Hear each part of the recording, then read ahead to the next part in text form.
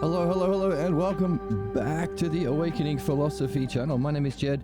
Last time we did a mega super ultra stream that was like 7.5 hours long. Oh my goodness. But worth it. Exhausted today. It was also music night the night before, so yeah, super tired. But who can stop us from reading this book? Perhaps the greatest book ever written.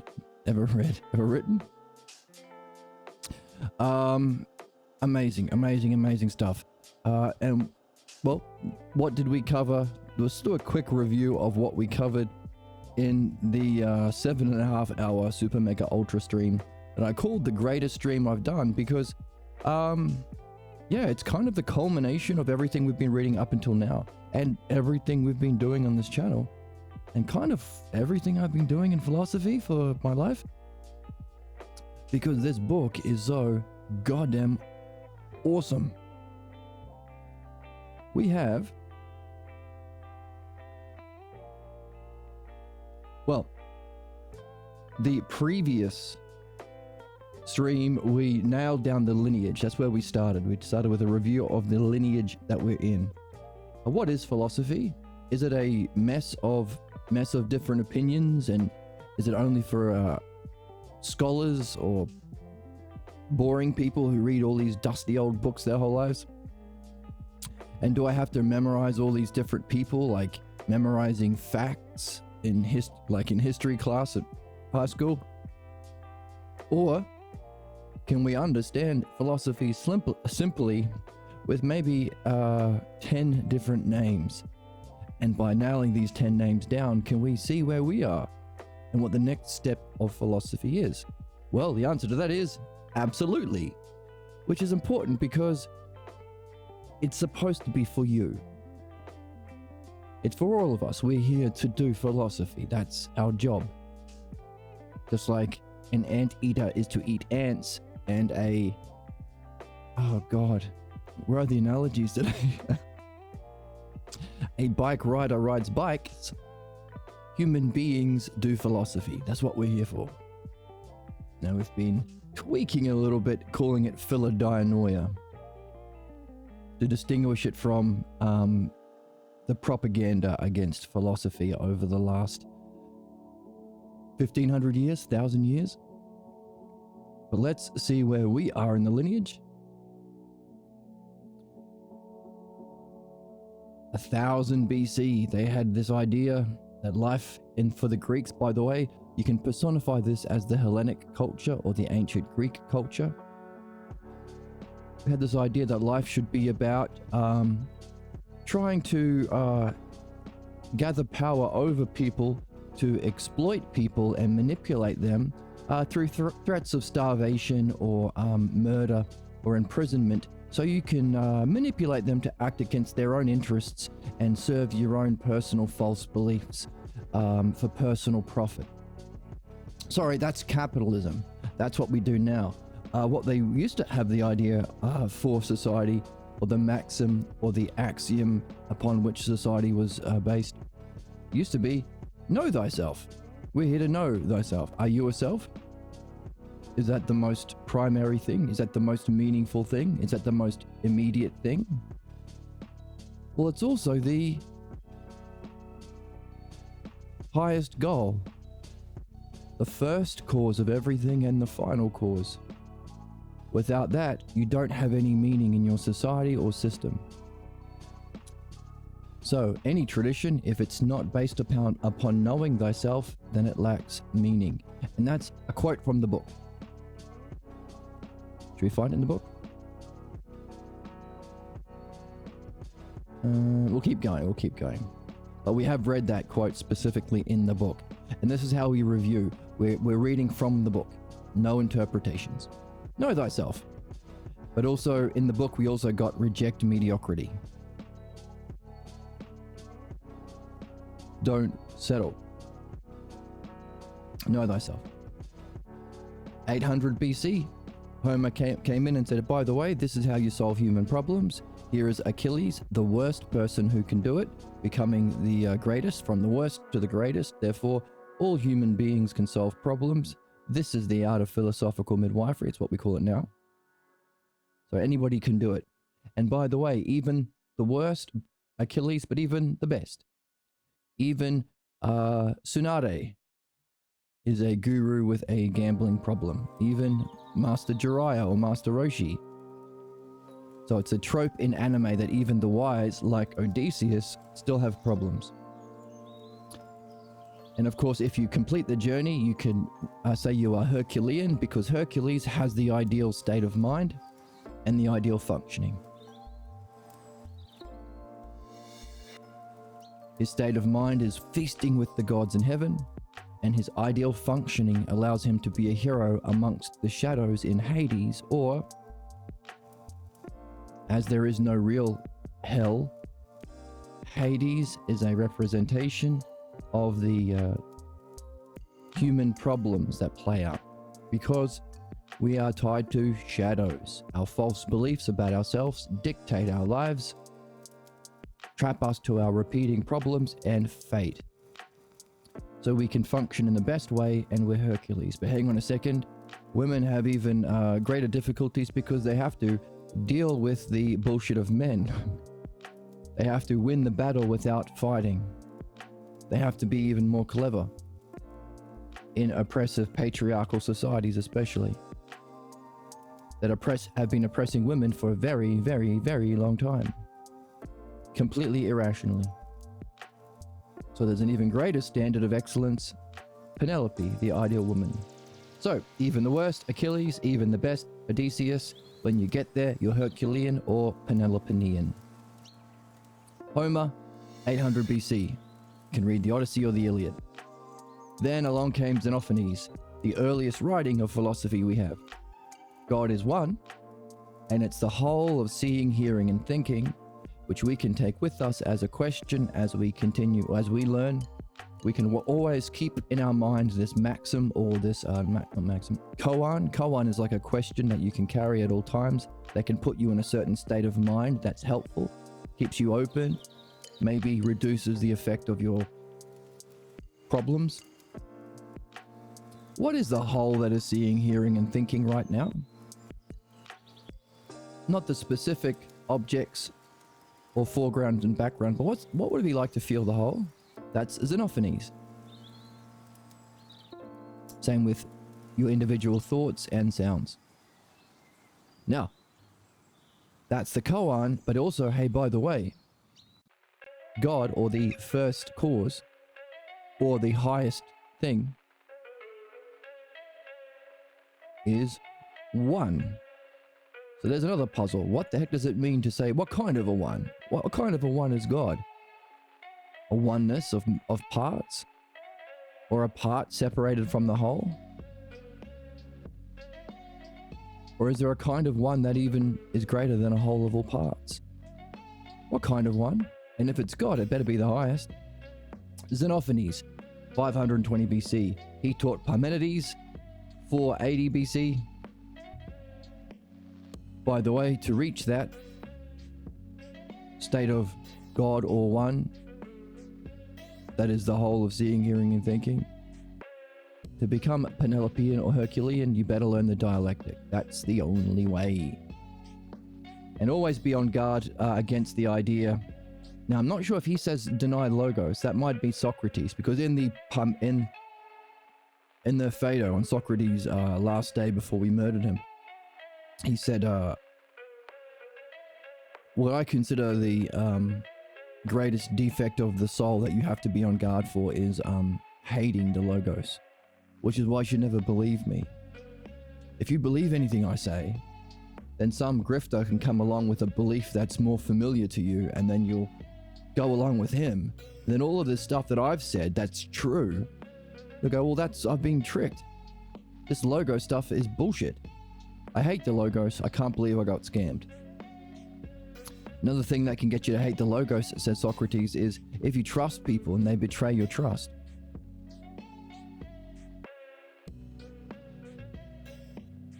Therefore, people suck. People suck, and the journey to discover the logos with people also sucks. Don't do that. So Parmenides, after Xenophanes, do the dialectic, and do not ever say that you can't know reality. Because he says, even if you meet the greatest philosopher, the greatest dialectician, who can walk you through many, many different arguments because the logos, or the truth, is, as our friend said in chat a few days ago, the telos. It's that where we're all heading. What we saw last time is all of the three primary motivating forces of our psyche seek the logos. They all seek the same thing in different ways. So the soul is a word that just unifies three forces. We desire things for ourselves. We have some desire that we seek in our outward movement. And we reason. We want to understand. That understanding should inform what activities we do out in the world and what things we seek for ourselves. Are you going to go to the concert, or are you going to watch this stream? I play music, so you can do both. Check out my music channel. Are you going to desire a good sandwich or a bad sandwich? You better reason about which sandwich to eat. So these three forces all seek the same thing.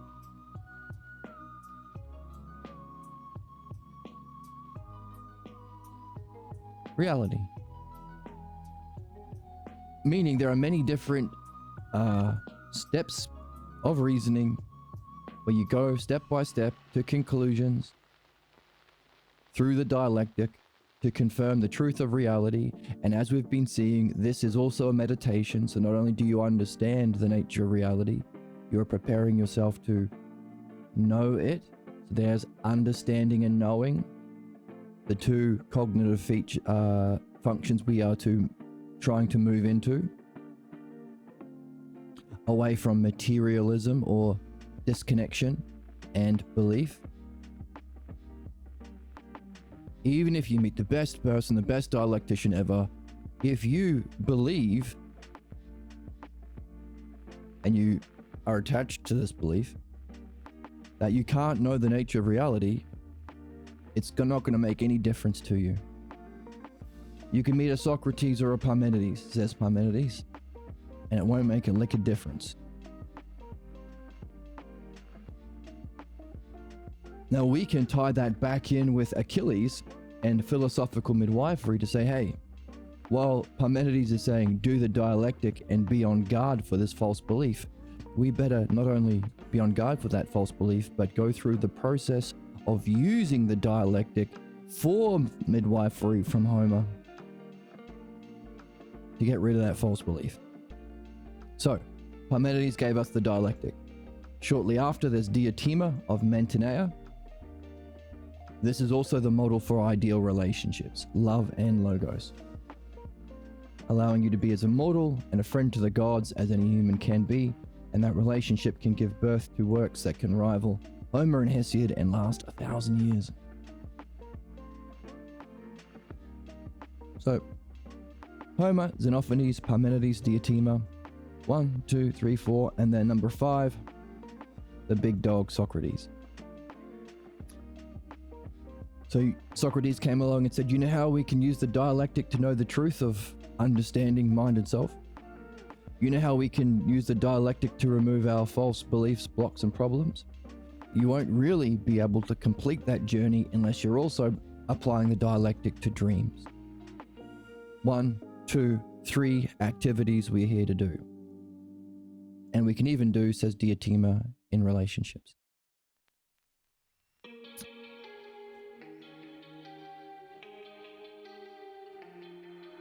Oh, 3 activities, but it's the same skill, the same art. In the process of passing on this to others, passing on the teaching or the Dharma, as Diotima / Parmenides / Homer / Xenophanes passed on the teachings to Socrates, so too Socrates to us. We murdered him, which highlighted a couple of things. First of all, human beings have to do philosophical midwifery. It's a moral and ethical imperative because human beings counterattack the truth. A block isn't much of a block if it doesn't block understanding, because understanding removes blocks. That's why a just society would have philosophical midwifery and, from Socrates, dream analysis every school day before morning tea time, every work day before morning tea time, every session of parliament before morning tea time. Dream analysis. So, beware the counterattack. In other words, human beings viciously, savagely gang up against and fight against and murder the greatest people who help them the most. So one of the qualities of human problems is to be fervently and violently and savagely opposed to your benefit, to your good, and from Xenophanes, to your one.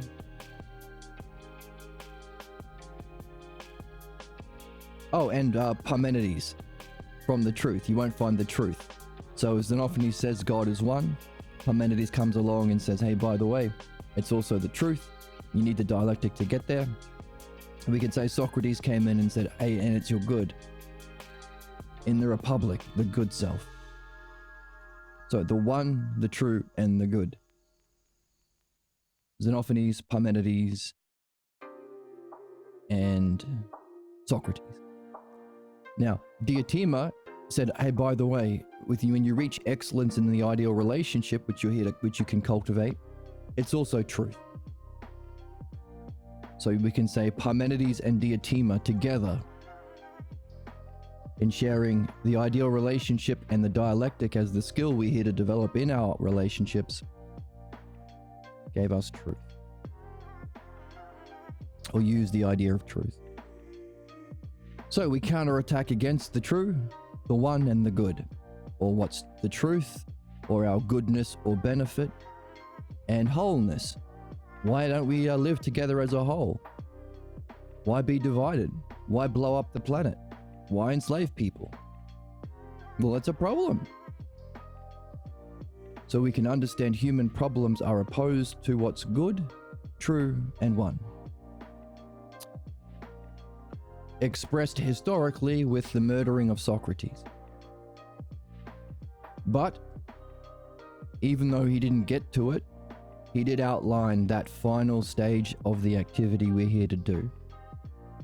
To reach the truth about the one, the true, and the good. To remove the false beliefs about those things, the pseudo knowledge, fake idea of excellence, fake idea of the self, fake idea of the logos. Those excellences of understanding mind and self, the fake versions, instead of understanding belief, instead of reality, false beliefs about reality, you can't know it especially. And the false image of the self that we spend our life identified with and solidifying and getting attached to, which is the cause of our problems and our negative reincarnations. So, apply the dialectic to reach the truth of the one, the true, and the good. Apply the philosophy. Apply it to remove what's false about those things, midwifery. Apply the dialectic to dreams to get guidance for both, and finally share it with others, or pass on the Dharma, pass on the teaching. If there is a truth that Diotima gave to Socrates and Socrates to us, so too can you be like Socrates. So as Socrates passed it on to us, and as Socrates taught us, the student, we too become teachers to other people. In doing so, we become like Socrates. We function the same as Socrates. we bring ourselves into the whole of the tradition. And we take the extremes, we make others like Socrates, bringing everything into a complete whole at rest. Well, we complete our journey, making us at rest.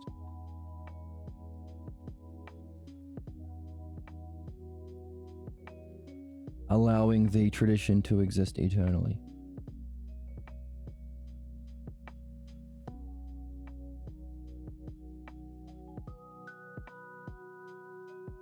One, two, three, four.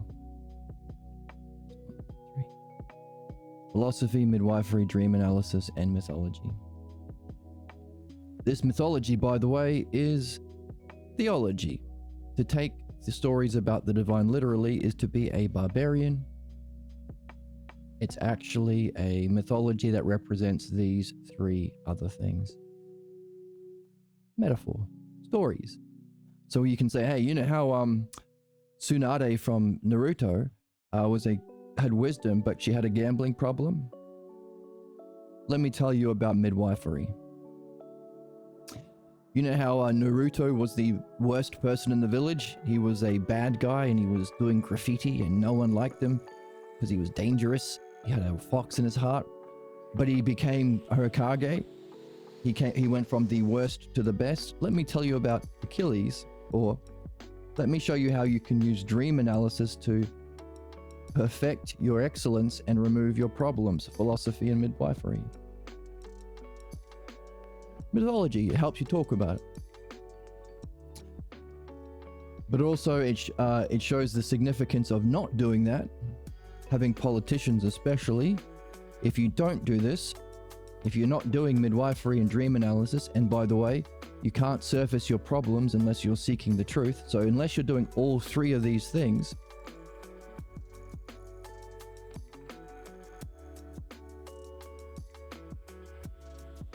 you'll still have a problem.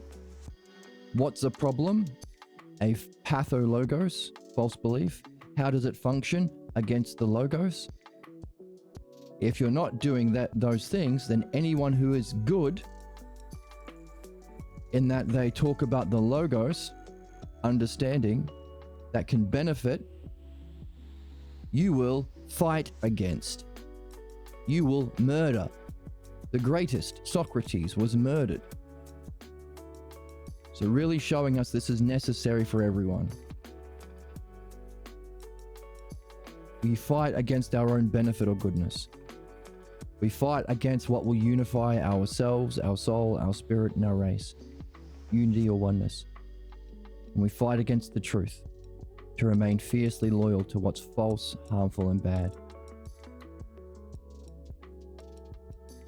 As a result, killing Socrates when Plato, around 380 BC, was only in his 20s, we lost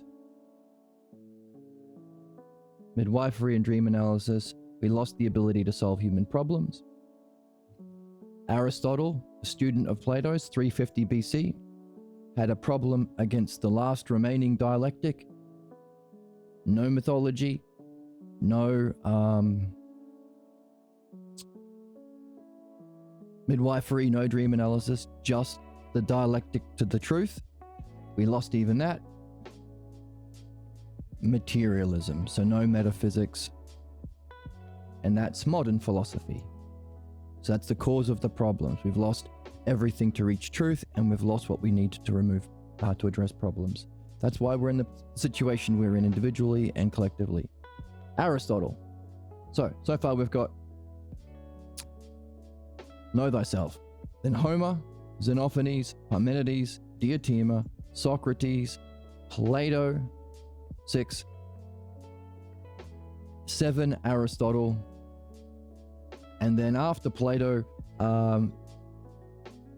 we have Plotinus, Proclus, and Damascus, 3 teachers at the academy.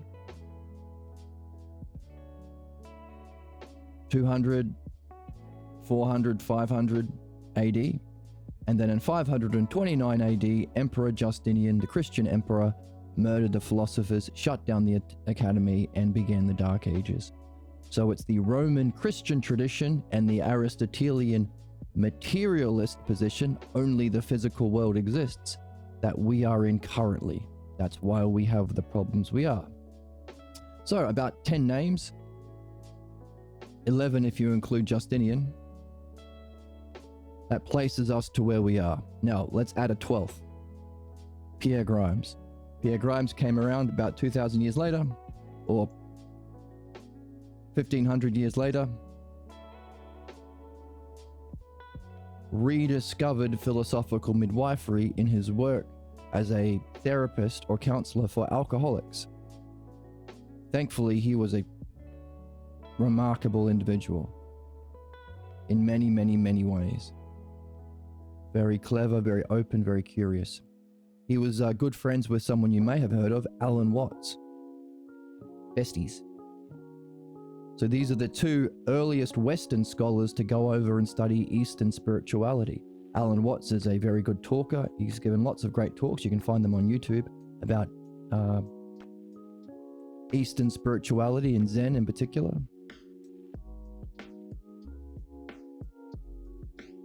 Pierre Grimes also understood it and reached the excellence in those levels and was appointed Buddha. I think there are 8 major lines of Buddhism. The Korean one, which is the most rational, has the most logos in it. He was appointed Dharma successor, or Buddha. So, not as popular as Alan Watts, but reached a higher level of success.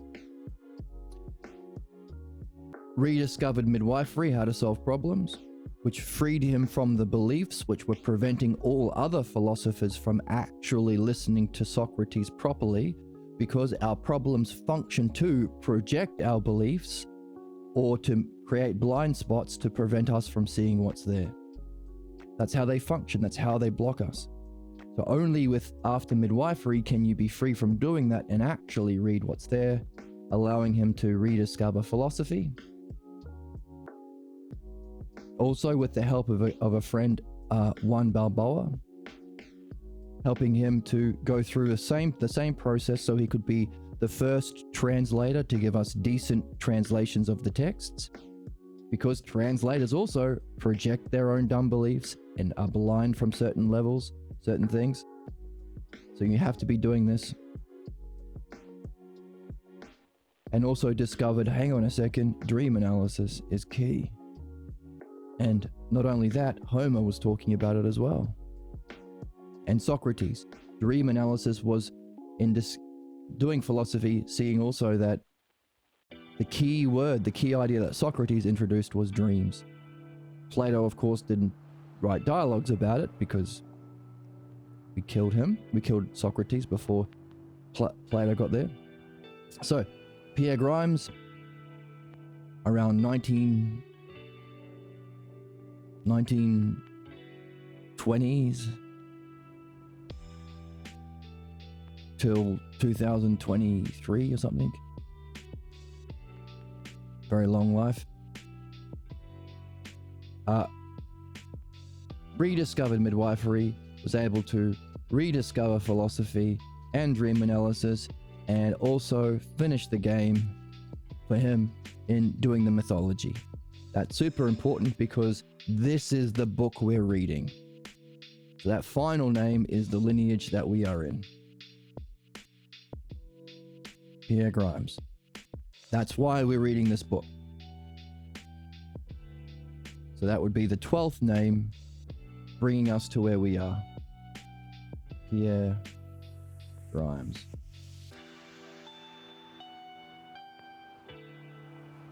Around 1920 to 2020.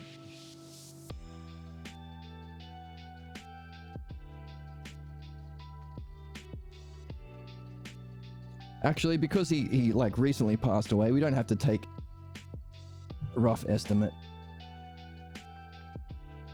Let's get his actual dates.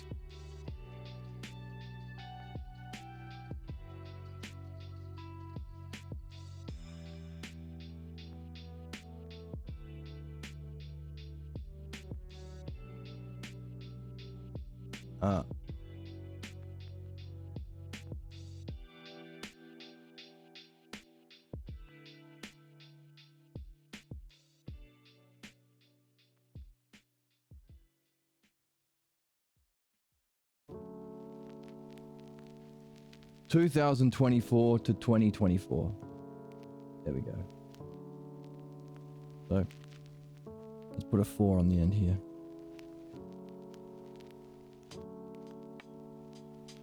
Wait, 1924. 24 to 2024.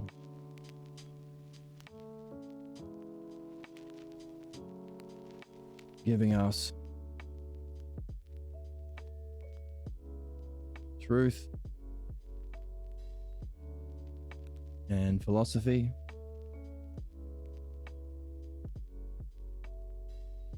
Because he was able to remove his blocks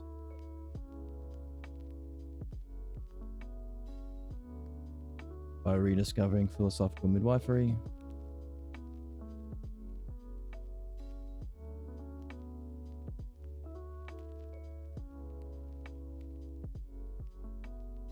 Rediscovered the art that we lost of dream analysis. Also added to the tradition by seeing that our everyday thoughts have a complementary but different role with our night thoughts or dreams.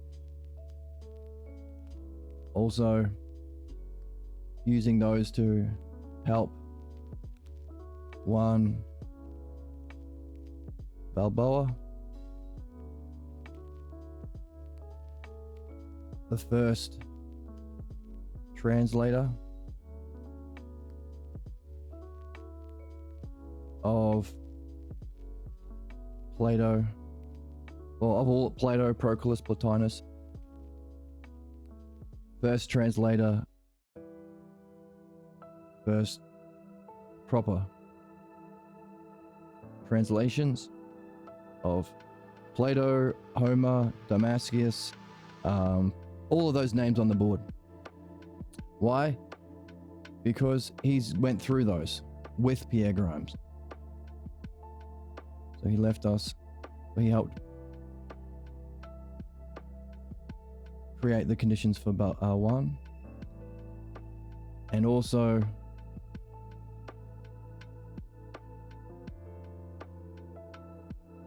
mythology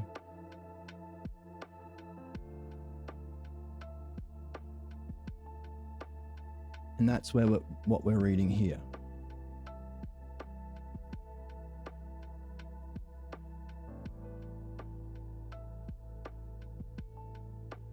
What we are currently reading. That's where we are. So the 13th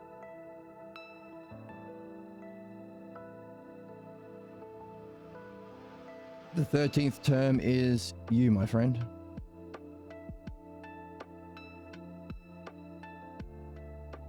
So while that is modernity, the tradition of Justinian and Aristotle, so any other name that you can add to that list, all the moderns, Kant, Hegel, Bacon, Nietzsche, they're all just expressing their own personal problems and whatever limited amount of understanding and limited vision of reality they have. Very limited, of course, because they haven't been doing what's needed. So Pierre takes us back to where we left off with Socrates. And then from Pierre, 2024, you. This is you. So around 2025 and onward. That's you. That's where you are. That's where we are. That's where we're reading. So that's the review of the lineage we're in. And last time we spent 7.5 hours exploring the greatest puzzle that we are so far have reached in the text and in this tradition.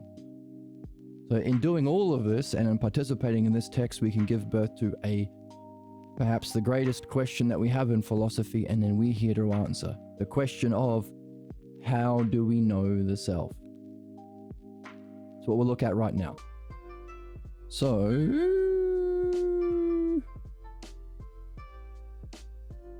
This is you. Now, from this part in the history of philosophy, where we are, this book, where we are, we have been in a Hey, have you ever read Oswald Spengler? I'd be curious what you think of his idea of cultural cycles. I do not know who Spengler is, but he has a lovely name.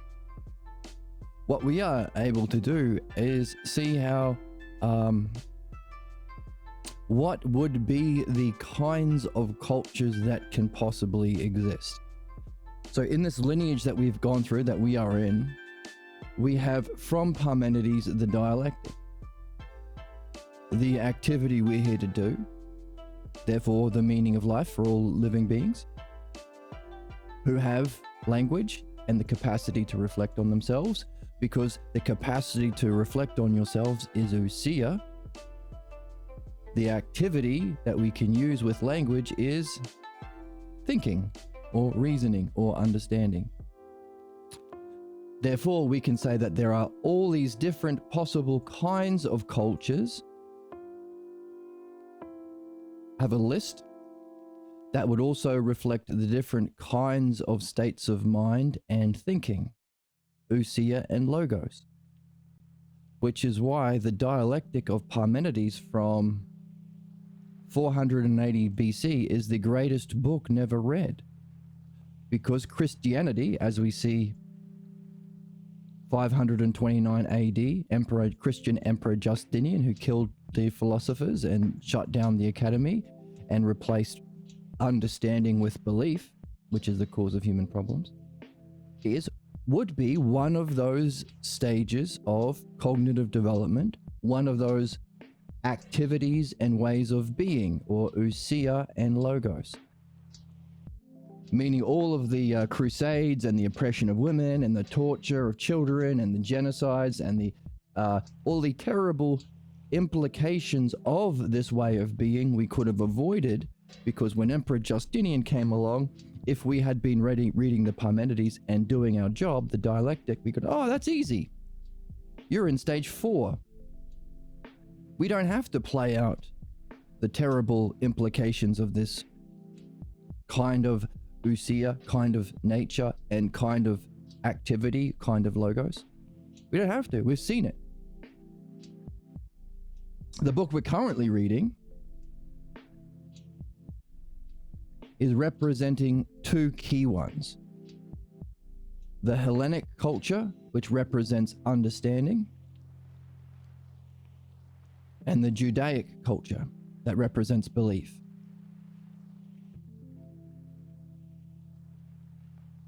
When Jesus was alive, there were these two strong influences on his life. So in the Gospel of Mark, we see a person struggling with his own personal beliefs and what he is seeing and what he is experiencing that is positive as a result of understanding. Of course, Paul came after Jesus and cut out understanding, because you can manipulate others through belief. Paul said, I'm greater than Jesus. God appointed me. Fuck understanding. Fuck enlightenment. Just believe me, bro, or else you go to hell. He liked to kill people for fun, by the way. Interesting side note. So modern Christians follow Paul and not Jesus. The book that we are reading shows this belief represented by a culture, the Judaic culture, understanding represented by a culture, the Hellenic culture, but also Jesus and Socrates.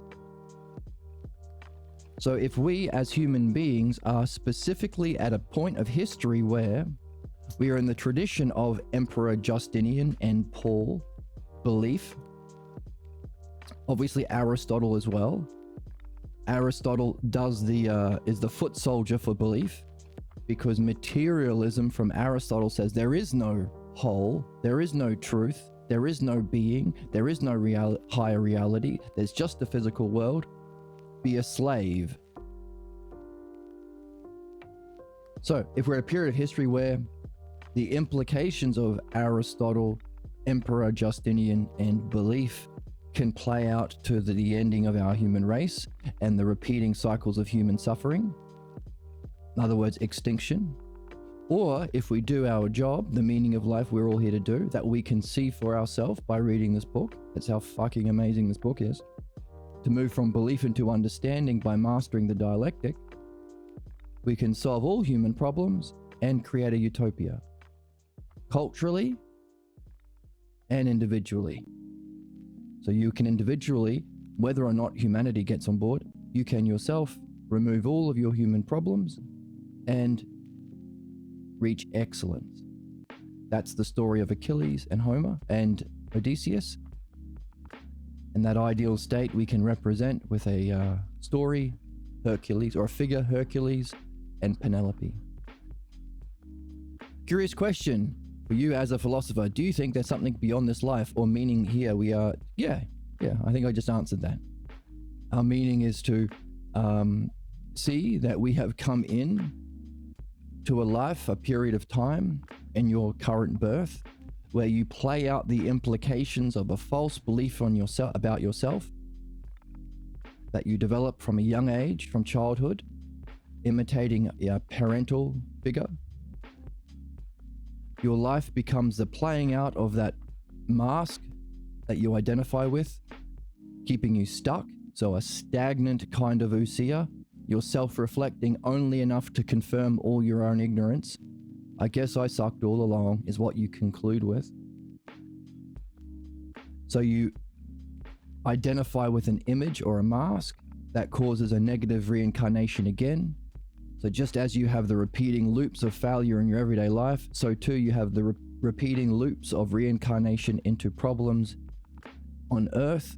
That's Hades. You're stuck in Hades. You play out the implications of the injustice of the life you've lived, because that false image of yourself has caused you to act unjustly towards yourself and others. It's the cause of human problems. The pathologos, false belief of the self. But that wouldn't be a just reality unless, there is a kind of balance in that you suffer the implications. You will have a life where you suffer a similar kind of injustice that you have lived your life doing, because you haven't done philosophical midwifery, which is this dialectic, how to think properly, how to use logos or language properly or understanding properly. Use the dialectic to surface your false beliefs, remove them. But also you can't fully do that unless you're also doing dream analysis. So the same activity that we're here to learn, the dialectic, is needed for both. If you don't do that, you reincarnate negatively. You get stuck in the chains of problems and the prison of reincarnation. But that wouldn't be fair unless there was an opportunity to learn. In other words, it would just be punishment or a sadistic reality if you're just suffering the consequences of your life. Therefore, we are here to learn. What we are doing here is learning what that learning is. We're learning why this has to be true. It's not an opinion or a belief. It's necessarily true. And we're also practicing it because we are practicing how to read in a way that will allow us to learn the dialectic. And as we read using the dialectic, we're going through a process of removing or separating from our false beliefs to develop understanding. So we're learning what the meaning of life is, and we're doing it on this channel. That's why I have so many viewers. So what is that? To learn the dialectic, which is what? How to use language and thinking properly, the logos properly. The logos and self-reflection. So not focused on others, shapes and colors. What's Trump doing today? Who's Tom Cruise dating? Nope. Reflect on yourself, either your false image of yourself, that's a belief that causes your problems, or the true nature of self, that's your highest goal. And you do that by moving from belief into understanding. That's our job. We are currently zombies with the zombie virus of belief. Our way out is to move from belief to understanding. That's true for individuals and collectively. because there are two professions where you don't have to have understanding. You need understanding to be a mechanic. You need understanding to be a surgeon. You need understanding to fly a plane. You don't need understanding to be a king or a clergy, a politician or a priest. Politicians and priests act in opposition to understanding in order to pass on their own false beliefs. So religion and politics is a way of universalizing your own personal ignorance, which is why the pages of human history have been soaked in blood. So that's analogy. We can understand the meaning of life for individuals and for the collective. And it's only one thing: the dialectic, how to understand. There are two fundamental activities: removing what's false, our beliefs, and perfecting what's true. That's a kind of learning. And as we practice that learning, a kind of nurture, a learning and nurture that we put into our soul. And as we die, we can't take our Bugattis, we can't take our bank account, we can't even take how many Instagram followers we have with us, but you can take what you've learned and nurtured into your soul. That's the learning, thumbs up. That's the learning aspect of the meaning of life, or the cycles of reincarnation where we play out our problems. Do you believe in reincarnation? So maybe you can change that question now that you know that belief is bad and the cause of our problems. You can maybe ask the question, how do I understand why reincarnation is necessary for myself? Because not only is that a movement out of stupid beliefs, because who gives a shit about beliefs? No one, literally. If some dude came up to you and said, well, I believe Jesus is, you'd say, no, stop you. I don't give a fuck. There are only two responses to someone else's beliefs. You either already agree, and what's the point of talking to them then? Or you don't agree and you say, get the fuck out of here. I have racist beliefs. Interesting. Let me hear about your racist beliefs. Who gives a shit? Understanding we pay money for. Go to college to get understanding about how to do something. You want to help animals. Become a vet. Go to veterinary college. But you have to develop the understanding of how to fix animals, but also you have to remove any false beliefs you carry from your childhood. Let's say you grew up in a house where your parents said, cats are angelic, but dogs are the devil. You have to identify that false belief and remove it at the same time as you develop understanding. So the question would be, can I understand, or what would be the understanding that shows the necessity of reincarnation? That would be steps of reason that come to a conclusion, and you can apply those steps always and forever. Therefore, it's a kind of learning that you can take with you in any lifetime, in any galaxy, in any multiverse. That's the dialectic. Do you think there is no heaven or hell but rebirth? We've also done in our readings, and you can go back to early episodes, or we'll probably cover it again. We've seen that necessarily there can't be an existence of hell. It doesn't fit, doesn't work rationally. Also, it's bad because to punish someone for a problem is torture. If you do a math equation wrong, 1 + 1 is 4, are you helped by being beaten? No. In fact, punishment does the opposite. It prevents you from examining where you made the mistake, what principles didn't you see, or where were you not able to apply those principles, and what was the root cause for that missing the mark. The word that has been given to us as sin, you made a mistake because you're a bad person and you deserve to suffer because you're a sinner, is a mistranslation of the word amartya, which means to miss the mark. All punishment does is create a suffering within the soul, removes freedom, prevents you from reflecting on yourself, usia, and preventing you from reasoning through in that self-reflection to find the cause of your problems to learn. If we are here to learn and nurture, we can conclude that punishment in principle, for always, not a belief, is anti-human, anti-life. Also, we can do a dialectic on what does happen if you punish. What do you learn? Would you agree that all punishment teaches anyone is to avoid getting caught?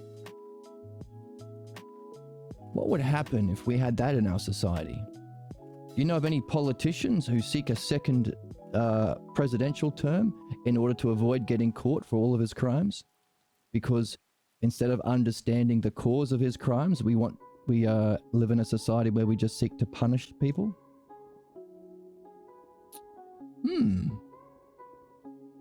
Do we reincarnate back to Earth to multiple lives and throughout time? Well, it seems to be depending on whether or not you've done this. For instance, that person we just mentioned has never reflected on themselves, literally has said in interviews, "I don't like self-reflection." Also, he's stupid. He doesn't have any understanding.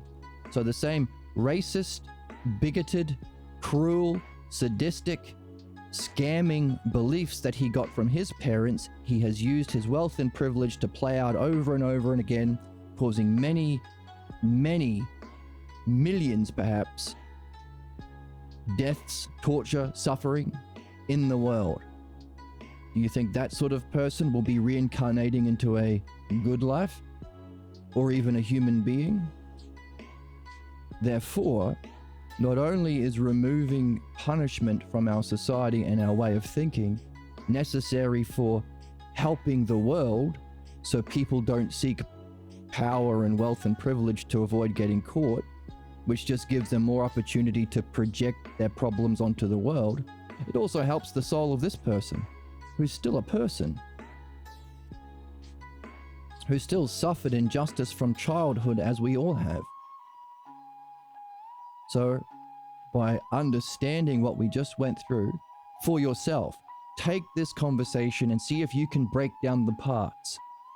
What were the steps that were involved to a conclusion that will always be true?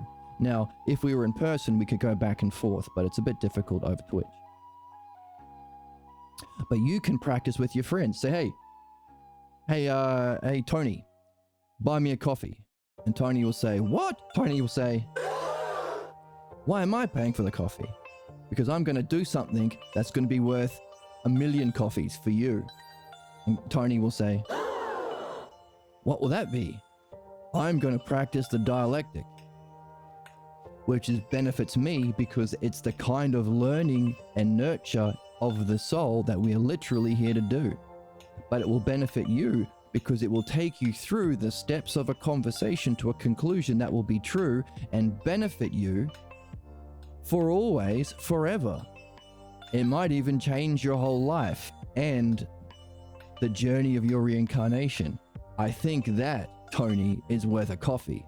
And he will say to that, wow, wow, wow, wow, wow, wow, wow, wow, wow.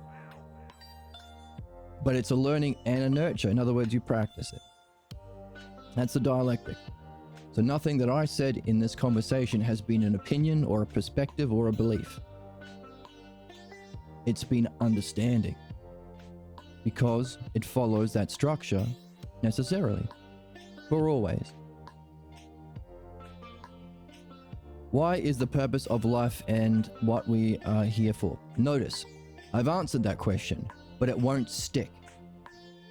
It won't stick unless you have done two things. Number one, read along with us in this book, which is a banger anyway. It's the best fucking book. In reading along, you and practicing that dialectic we've been talking about, you are going to develop your own understanding. That's a kind of perfection or moving into excellence for you. Also, it won't stick unless you've been using that same dialectic in a different kind of a way to address the blocks that come up. What tells you, no, I'm not going to do that, I'm going to watch anime instead? Or, no, I know better, it's Jesus, or Buddha, or Allah, or Joseph Smith, or Xenu. Or, I can't do it, I'm too stupid, I'm a small bean. None of that's true, but it will block you from developing your understanding, which you're literally here to do as the meaning of life. So you have to be developing that understanding, dialectic, and also going through an activity of applying that dialectic to your blocks to remove your beliefs. One is perfection, the other is purification. One is excellence, one is removing fake excellence or pseudo excellence. One allows you to function in a just way, justice. One removes injustice. These are the two things. One activity, two things. By the way, Socrates came along and said, well, that's great. Well, we know this from our Hellenic culture before Aristotle and Emperor Justinian murdered all the philosophers and shut down our tradition, which we are recovering from now. That's the beginning of the Dark Ages. We are in a lineage of the Dark Ages. But before that happened, Socrates came along and said, by the way, you can't do those two activities, reaching the truth and removing the false, unless you're also applying that same dialectic to understanding your dreams. So now we've got 3 activities that allow us to practice that one skill of dialectic, the art we're here to master as the meaning of life. By the way, how can we learn any of that unless someone who's gone through that, like Socrates, has written books that we can read and practice that very thing? In other words, how can you win Resident Evil if no one's made a Resident Evil video game to play? We need some activity to be engaged in to perfect our Resident Evil abilities, to do the shooting of the zombies. That's why we're in the position we're in. As we go through that, as we've said, there are counterattacks or blocks. Just as in stages of human history where the logos or understanding is emerging, there will also be counterattacks to blocks. The counterattack or block to Socrates was us murdering him for not agreeing with the official beliefs of the state. Again, understanding good beliefs the cause of human problems. So while we have 3 activities, the dialectic to truth, what we call true philosophy or Socratic philosophy, the dialectic to remove false beliefs, philosophical midwifery, use the dialectic to help them give birth to their own false beliefs, dream analysis. There's one more thing to make a nice set of 4, mythology. As you've gone through it, pass on the teaching, write something, create some content, show yourself, use your voice, have coffee with Tony. That's mythology. You can create an analogy or a metaphor or a personification of these 3 activities and everything it took for you to go through that. The hero's journey, by the way, this is the archetype for the hero's journey. Whether it's Harry Potter leaving the house to master his skill of wizardry, or Luke Skywalker, or Frodo Baggins, it's all the same thing. Only the author, the work of art, is only good or bad, dependent on your level of mastery of it. So the 4th thing is sharing it. Mythology. We killed Socrates before he did that, which means for the last 1500 years we've been in the Dark Ages. Materialism of Aristotle and belief, kings and clergy being believers in the tradition of fuckface McGee, Christian Emperor Justinian. But in the lifetime 1924 to 2024, there was someone who rediscovered midwifery, was able to remove his own false beliefs, allowing him to read Socrates for the first time in 1500 years, to rediscover the truth, or the dialectic applied to truth, the truth of self and reality. Also discover dreams are necessary for both, which Socrates told us. And doing that fourth thing that Socrates didn't get time to do, share it. That's what we're reading here. So that's our place in the lineage of human history, or the history of thought, and personal development and spiritual development. So after Mr. Grimes, it's you. That's you. So you're this term in the series. Good questions, chatter. Now, last time we had a huge, big ass stream where we were bringing together the pieces of the text to see if we can address that first question. Again, first and final cause, the self. And all problems, the shadow. So the false image of the self is what began your problems and is the final cause. You end up back in that state of mind, still attached to that image of yourself, stuck in your old dumbass opinions and beliefs. A stagnant ousia doesn't go anywhere. So the actual first and final cause is to know the self. How do we do it? As we've just said, there is a nature, or ousia, self-reflection, and then there is an activity we can do.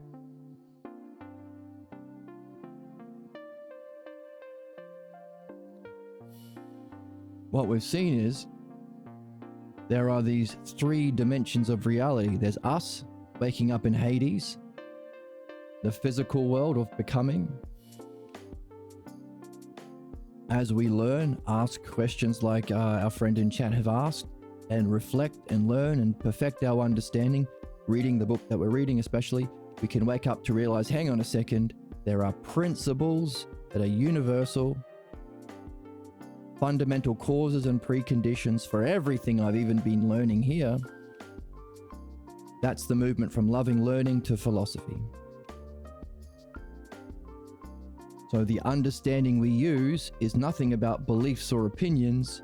It's using those principles in a structure that can do two things.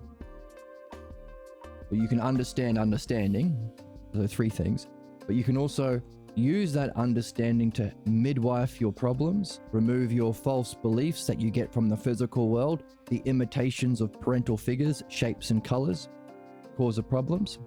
You can also use that understanding to reflect on the nature of understanding, or the model, or the essence, or ousia, that understanding uses as a logos or activity. That reflection on the model is Platonic philosophy, or metaphysics, because while this is the physical world, you are studying the aspects of the prior to physical world. That's metaphysics. Theology is a mythology about those principles.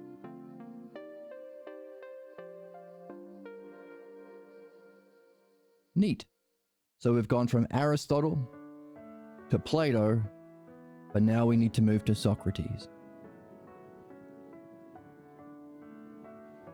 For there to be these principles of understanding that exist as a model, there must be a oneness. For it to be the model of understanding the nature of reality and what creates a just and beautiful and excellent world, it's also got to be true, a true model.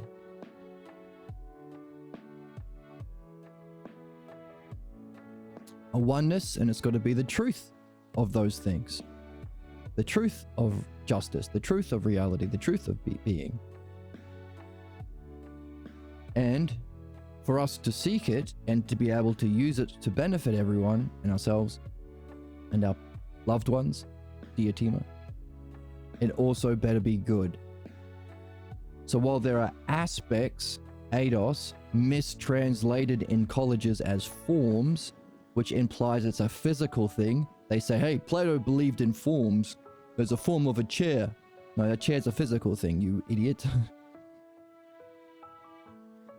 So while there are aspects or eidos, the highest terms that unify them, oneness, and talk and apply a goodness to all, goodness, and its truth gives us these three primary terms, or the higher ones: oneness, goodness, and truth.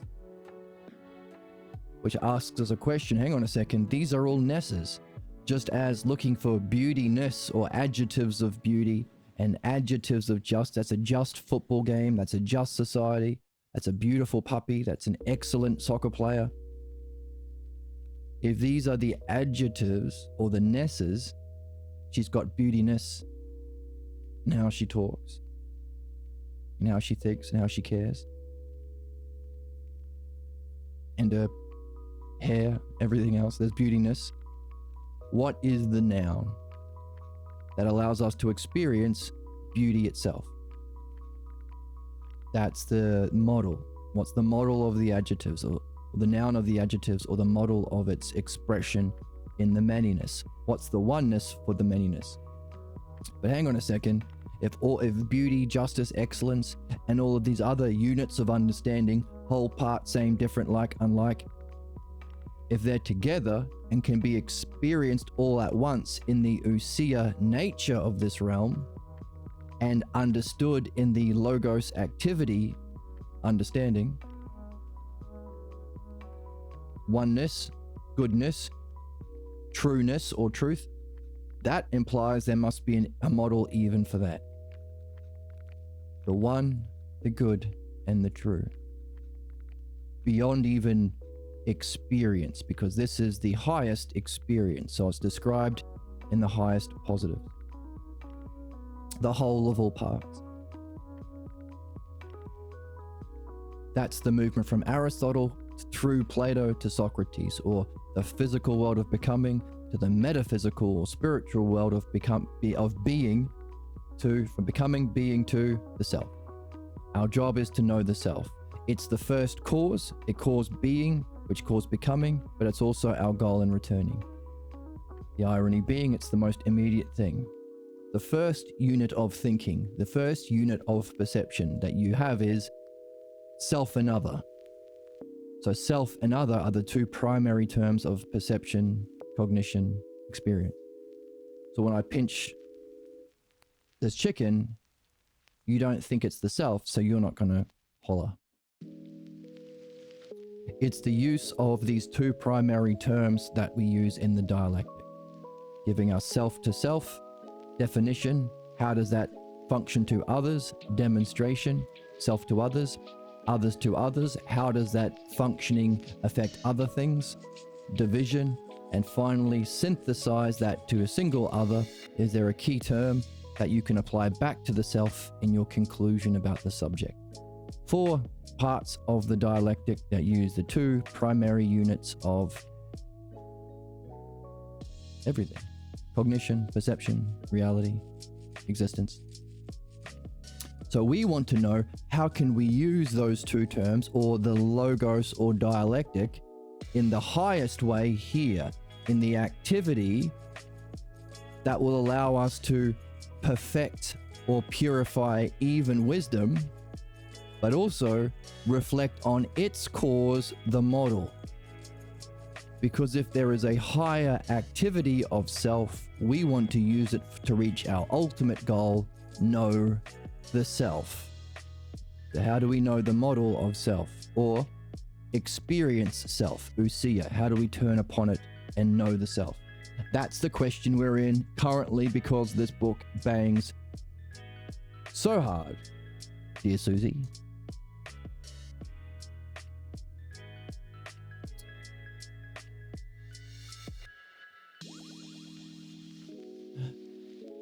Now, we've been looking at what are the primary units of understanding that allow us to understand problems and solve them, but also reach enlightenment, or our excellence. Remove pseudo-excellence and reach excellence. We've been looking at those terms because they have to give us a clue about what the higher functioning of understanding is.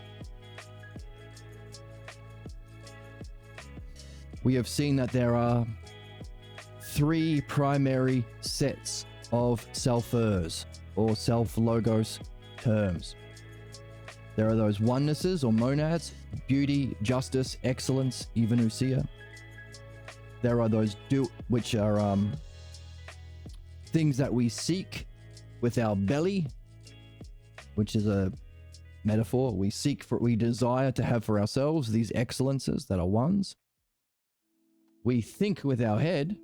We bring things to a oneness in understanding using concepts or ideas, whole and part, same and different, like and unlike, etc. So there's a list of 2s. See, none of them you experience in themselves in the physical world. You only see them as adjectives.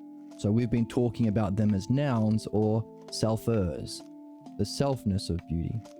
There is also a category of selfers that is 3. Lesser to greater to whole or equal or same or like, which is expressed in that final term. Why is this thumbs down? Thumbs up. Thumbs up.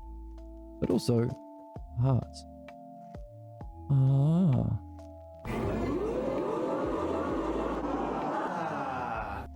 Ah to ah.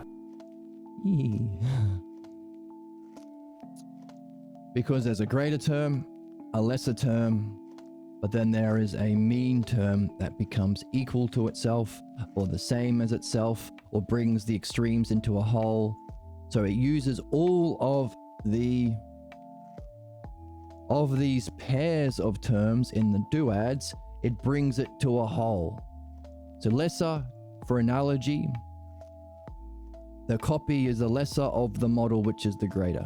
But as we've said, as the physical world is a copy of being, there is a 3rd level.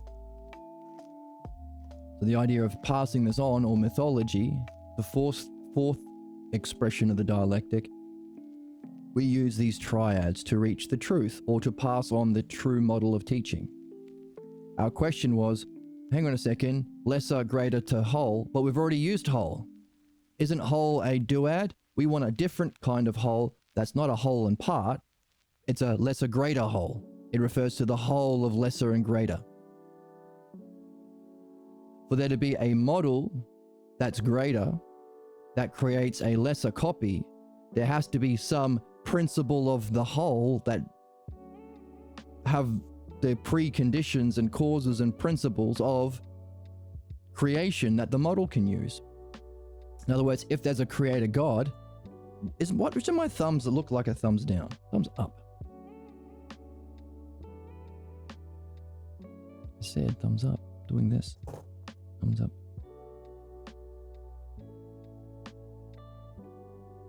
Hearts. Whee. That's our puzzle. We're missing a term here. As we read, we can add terms to this monad. We can even find more duads as we read, like equal and unequal. That's a new one. But we're missing the 3rd term for here.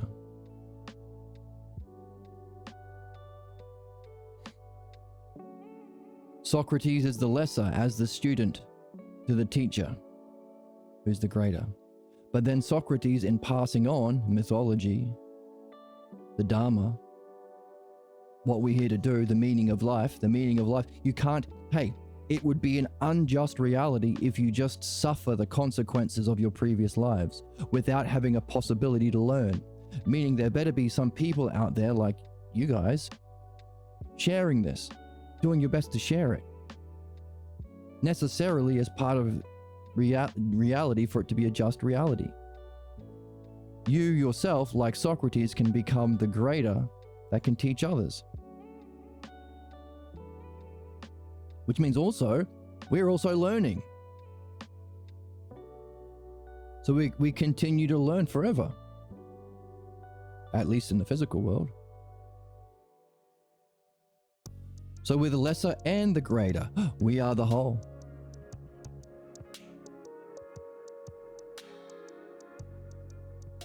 And Socrates, or you teaching others, or Socrates teaching us, becomes equal to or the same as diatima. So this lesser, greater third term, or the idea of teaching or mythology or analogy implies a third term. But what's fascinating is that highest term is all of the greater terms of all of the duads. Socrates is the same as diatima. He brings the teaching into a whole. He brings the extremes into a whole. We become like diatima, therefore. We go through the whole list. Where's the rest of the...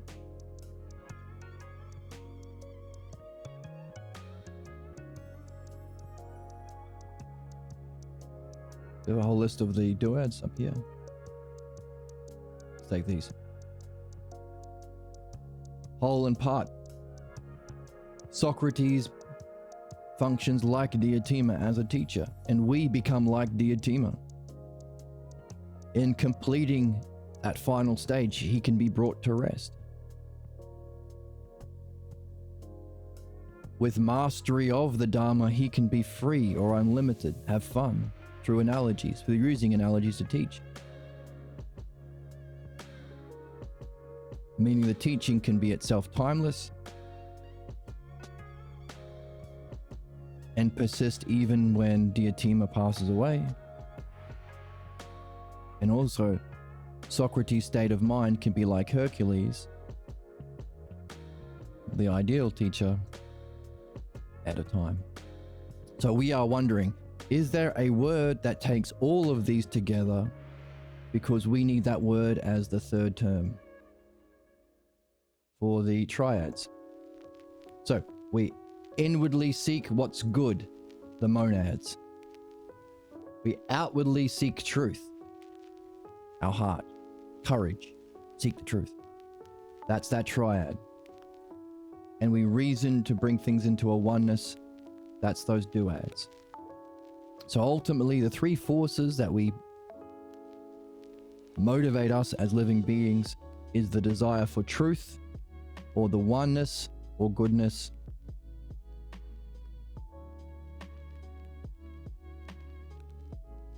That's what motivates us to the model here in being. Oneness, goodness, trueness. But our question is, hang on a second, for there to be oneness, goodness, and trueness, what is the ultimate model of the self? What is the one, the true, or the good? The one self, the good self, or the true self? That's what we explored last time. So we can express these three dimensions within a Venn diagram. Whole and part. There's a circle that's a whole here, but there's two terms for there to be perception, self and other, whole and part, like and unlike, etc. Meaning there has to be a part of part that isn't a part of the whole. If there wasn't this part of partness that was different from whole, then there would be two overlapping circles. They would be the same thing. Meaning for there to be the concepts of whole and part, or same and different, or like and unlike, there has to be a greater term, a lesser term, whole and part, etc. But there has to be a part of the lesser that's not in the greater for it to be different, for there to be two and not one. Equally so, there has to be an element of the whole that isn't touched by the part. Otherwise, the highest reach of the part would also be the highest reach of whole, meaning it wouldn't be lesser at all. It'd be equal.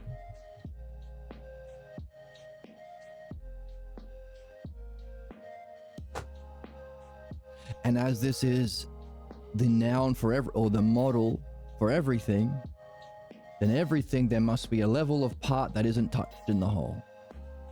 Meaning, our physical world we could express here, or rather, our problems from the physical world, the apprehension of the metaphysical world or mind or being is here, and there's part of the whole that's not touched by parts, which means it is even beyond the whole of all parts, which is the height of the realm of being, can be understood as a whole that's unique, different than any other whole, because it's the only kind of whole that is not a whole of parts, but still a whole. This helps us understand why we have our problems. In other words, why do we kill Socrates? Why don't I have the 50,000 followers of Asmongold and Hassan Piker? Why am I in Beefgate 2025 with the Majority Report? Freaks. They're freaks. They're completely lying to you. Yeah. They're completely lying. Who are completely lying. It's sad. And I'm sad for you. I'm sad for everyone. In other words, the beef is because their Twitch and YouTube moderators, well, the Twitch ones banned me straight away for saying, hey, what you are after, Emma, as you've been after for months, the model or paradigm, or what Sam is calling the tent pole, the principle, so it's not one rule for thee and one rule for me. To see it, you need its name. It's called the Logos. Instaban. Why?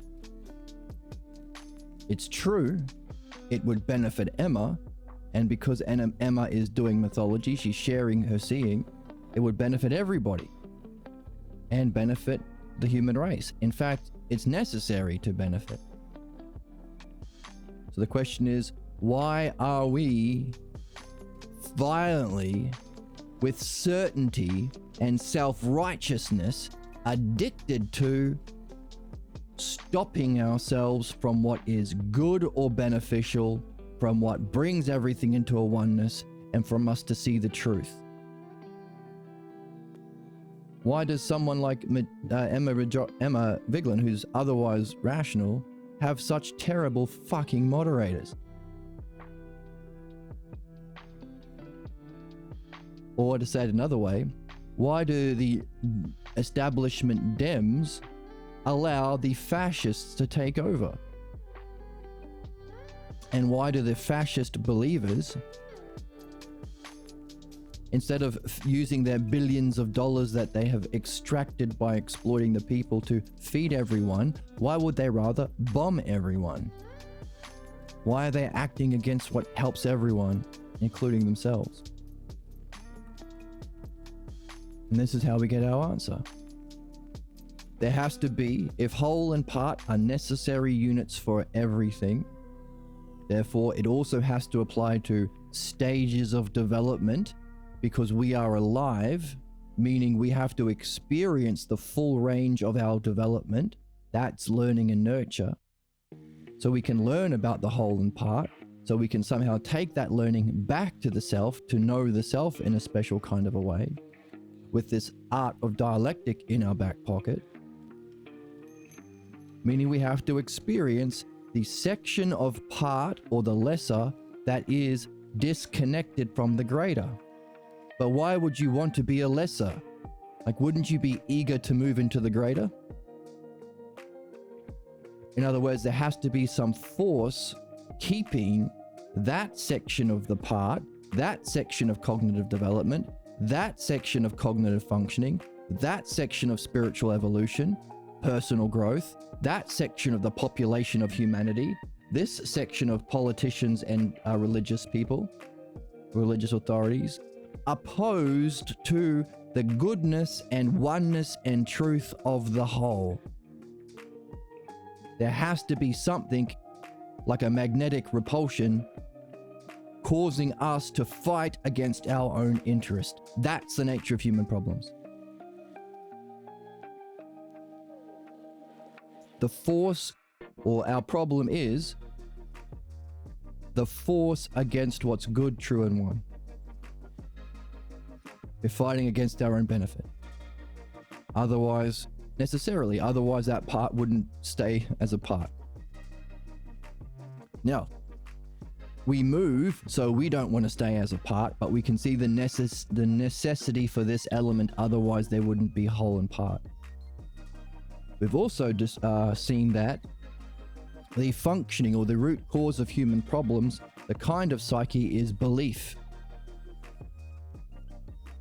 I know all at once that women suck, says sexist. I know all at once that we should kill Browns, says Donald Trump and ICE and the Republicans.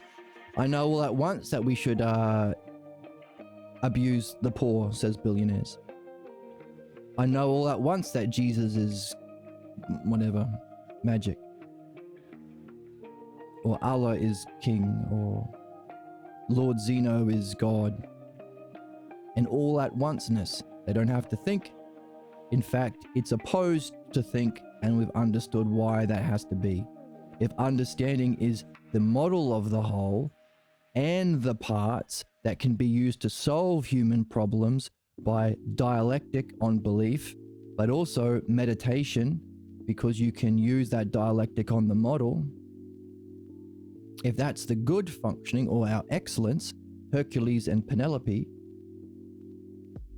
the cognitive function of belief is the cause of problems, and now we can see why. It's the all-at-onceness or the ousia of a part, disconnected, repulsed from, fighting against, in conflict against the whole. Believers are in a state of conflict, part against whole. Limited against freedom or unlimited. Different against same. All of the self-logos duads fit here. Now, there's a nature and there's a functioning. There's a kind of ousia and there's a kind of activity. Oh, another way of describing. So we've described, okay, we've got 3 sets of self-logos terms to describe everything. So the cause of problems, we're using the duads. A part, belief, is a cognitive function of ousia. That's a fake ousia. I'm ahead of myself. It's a cognitive function of the part in opposition to the whole. Kill everyone. As Abraham was instructed to kill his child. That's the root analogy behind Abrahamic religions, Christianity, Judaism, and Islam. So we're using all of the duads. It's a limit. You can't watch Harry Potter in conflict against free people. I want women to have no rights, says the Christians, or says fucking every religious person, pretty much. But we can also use the monads to understand it. If beauty, justice, and excellence are the monads, the truth being here in the greater section, the whole of all parts, pure ousia, mind knowing itself outside of our physical senses, which are down here, the physical world. Then what's the opposite that's down here? As whole and parts are kind of opposites in a way. Pairs, but opposites. Lesser and greater is probably better than opposites. Pseudo. The false image of beauty, justice, excellence. Pseudo excellence, pseudo justice, fake. It's a fake shadow. Ultimately stemming from our childhood, our parents appeared beautiful, caring, just. In a certain scene where they crushed our development of the logos because we were stepping outside of the family clan. So the pseudo oneness or pseudo unity, if you wanted to put unity as a kind of oneness, a kind of monad, a kind of excellence, is the loyalty to family clan. We are Joneses and we always hate women. We are Andersons and we are racists. We are Johnsonses and we are Confederates. We like slavery. We are Christians, we hate the Jews. We are Jews, we hate the Palestinians. We are Nazis, we hate everyone.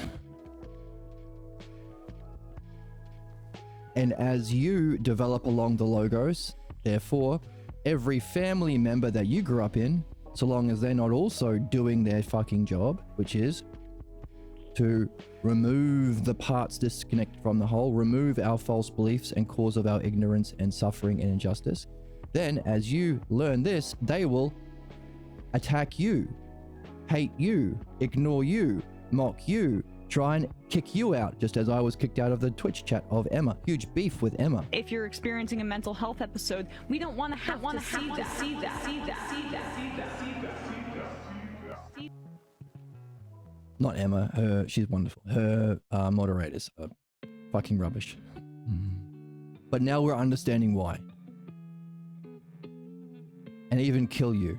Yes, believers kill. That's why we have our problem.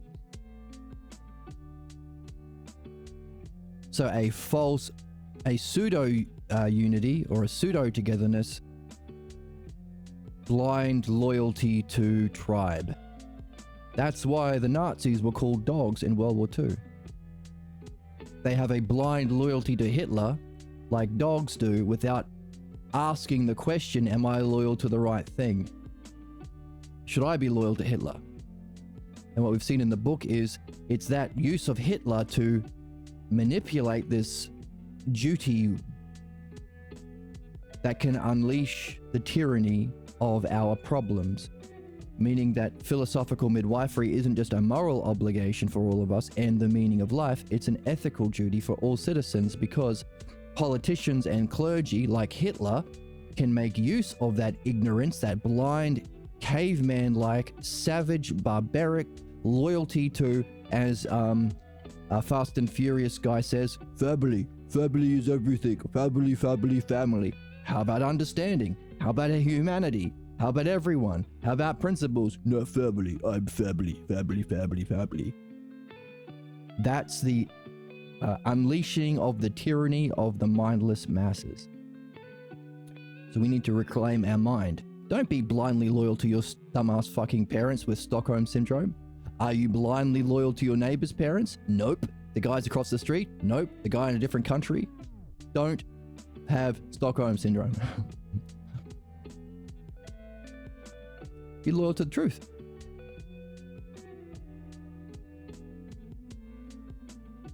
So, just as there is a nature or model, an all-at-once knowingness as mind knows itself in this usia, a oneness, a dynamic experience of everything all at once, the greatest possible experience, sometimes it's enlightenment, you know everything, you know the whole of all parts, and you can use all the other duads to explain it. All you're doing is taking the positives of both. The whole of all parts. Infinity, limitless, but also self-contained. Everything all at once is the name of the movie. And if you know the paradigm, therefore, by knowing the model, you can use understanding to help other people who've had that experience perfect their understanding and perfect their spiritual experience. So in this kind of dialectic, it's a kind of spiritual dharma, or you're acting as a guru. By understanding the model of the spiritual experience and using the dialectic we're here to master, you can ask questions and get people to reflect on their greatest experiences, which allow them to re-experience them and in more depth. So it's a kind of learning as well, a kind of learning and nurture of the soul by having the model and having the so the model up here, the model and the activity. The activity is the dialectic, the model is the oneness or the usia. So this makes you a guru or in the Dharma. You can also compare the true model with what people express as the root cause of their problems, the pseudo-beauty, pseudo-justice, pseudo-excellence, pseudo-love. It's loving to punish kids because that's who you know when you love them. That sounds sadistic. But no, my mummy and daddy were the best.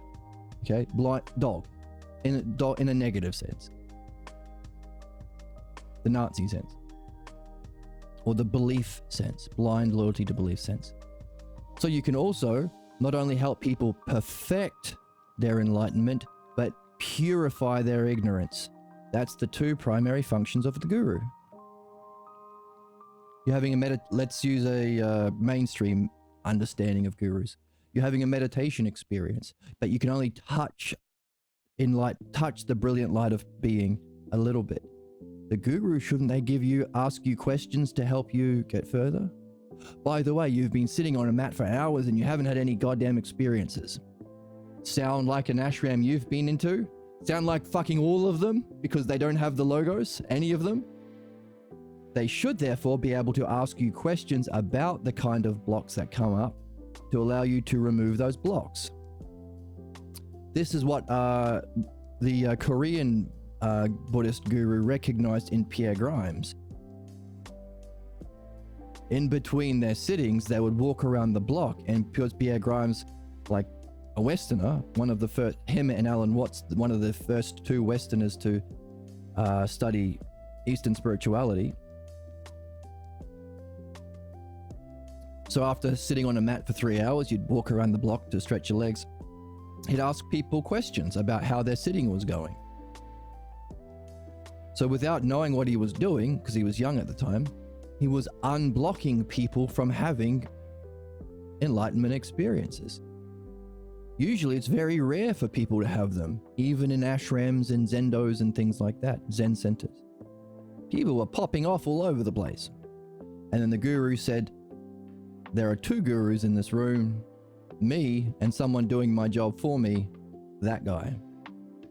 And that was the beginning of Pierre's. The letter I gave, hey Pierre, I give you you're a guru. No, I'm not. I don't know anything. You're crazy. Get out of here. You're crazy, says a young Pierre Grimes. And then he gave him some challenges and said, by the way, do this and that. And if you come back and you haven't done this and this, then you win. But the guru was right. So that led to him being appointed the Buddha, the only Westerner who's been appointed Buddha, or the head teacher in the Buddhist lineage. Do the other Korean Buddhists accept that?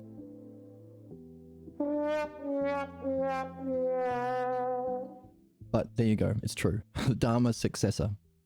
I think the guy's name was Mo Young Bong or something.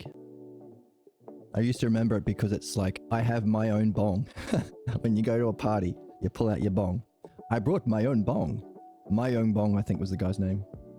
Anyway, so there's a model that you can use that allow you to ask those questions to help people have those spiritual experiences, rehab them, understand them in greater depth, integrate them, because it's also the model of beauty for beautiful creations. It's also the model of justice for society, for your soul, for your relationships. That's the guru. But also that's the perfection. But you can also ask them a question comparing that model to what people can tell you about their fake model of their parents or parental surrogates from childhood, the pseudo beauty, the pseudo truth. Parents, everyone wants to be the guru. Where some people use their billions of dollars like Elon Musk to say, yes, I am the greatest. I should be doing Americans' policy because I'm so wise. Are you, Elon? Yes. I'm also the best video game player. Yes. Or use your powerful connections. Trump. I am so wise, I should be organizing society for Americans. Are you, or are you just a Nepo baby? Are you just privileged? Are you just connected with the mafia from years of running fucking casinos?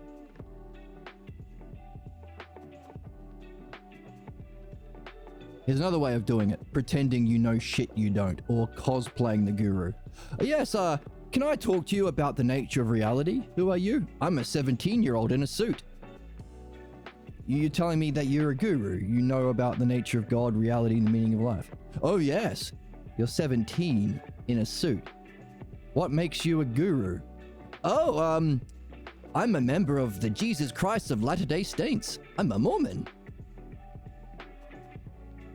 Really? Get the fuck out of here. Or Why get the fuck out of here? Because no one gives a shit about your shitty beliefs.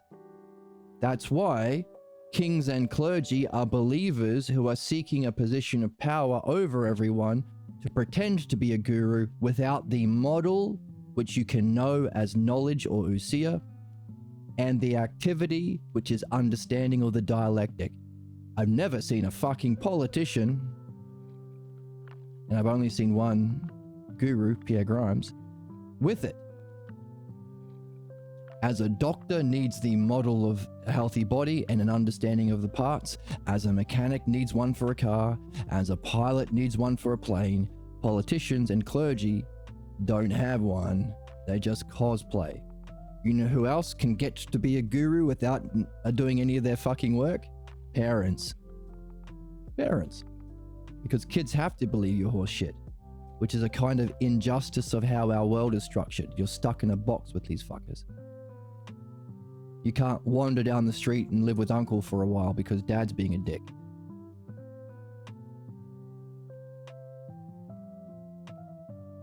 Curious, right? So that's what it means to be a guru.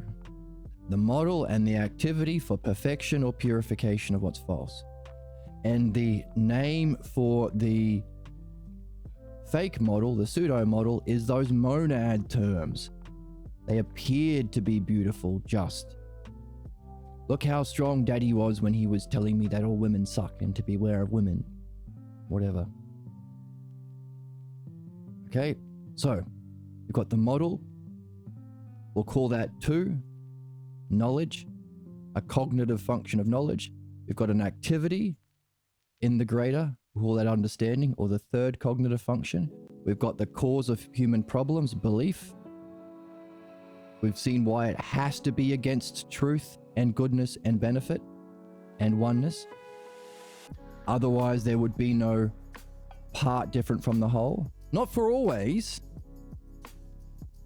As we evolve out of savage, barbaric caveman into reason, truth, understanding, and maturity, from savages to sages, we don't have to stay that way, but there has to be a kind of existence at some point in the development of life.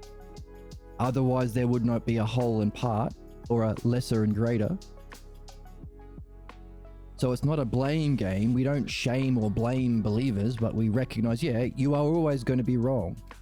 Always. No, but my beliefs are special. No.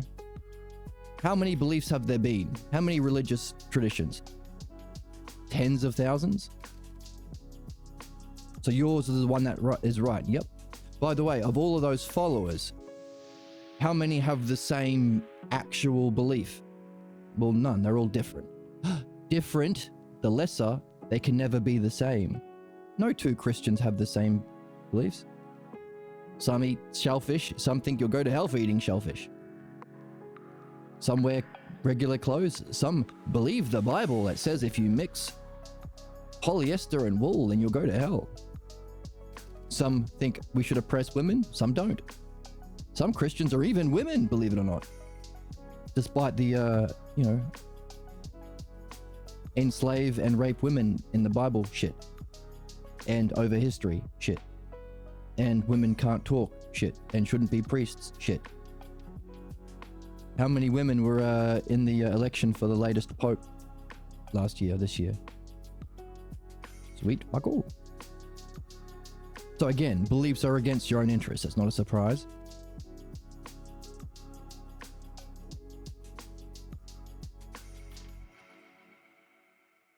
It's not a blame game. It's an understanding game. It's growing up, being mature. So out of all of those tens of thousands of religions, that's not yours and therefore wrong. How many different actual beliefs are there? Well, everyone's different. So there's been literally billions and billions of religious beliefs. And out of those billions and billions and billions, yours is the right one? Yep. Do you see why you are called a barbarian or a zombie?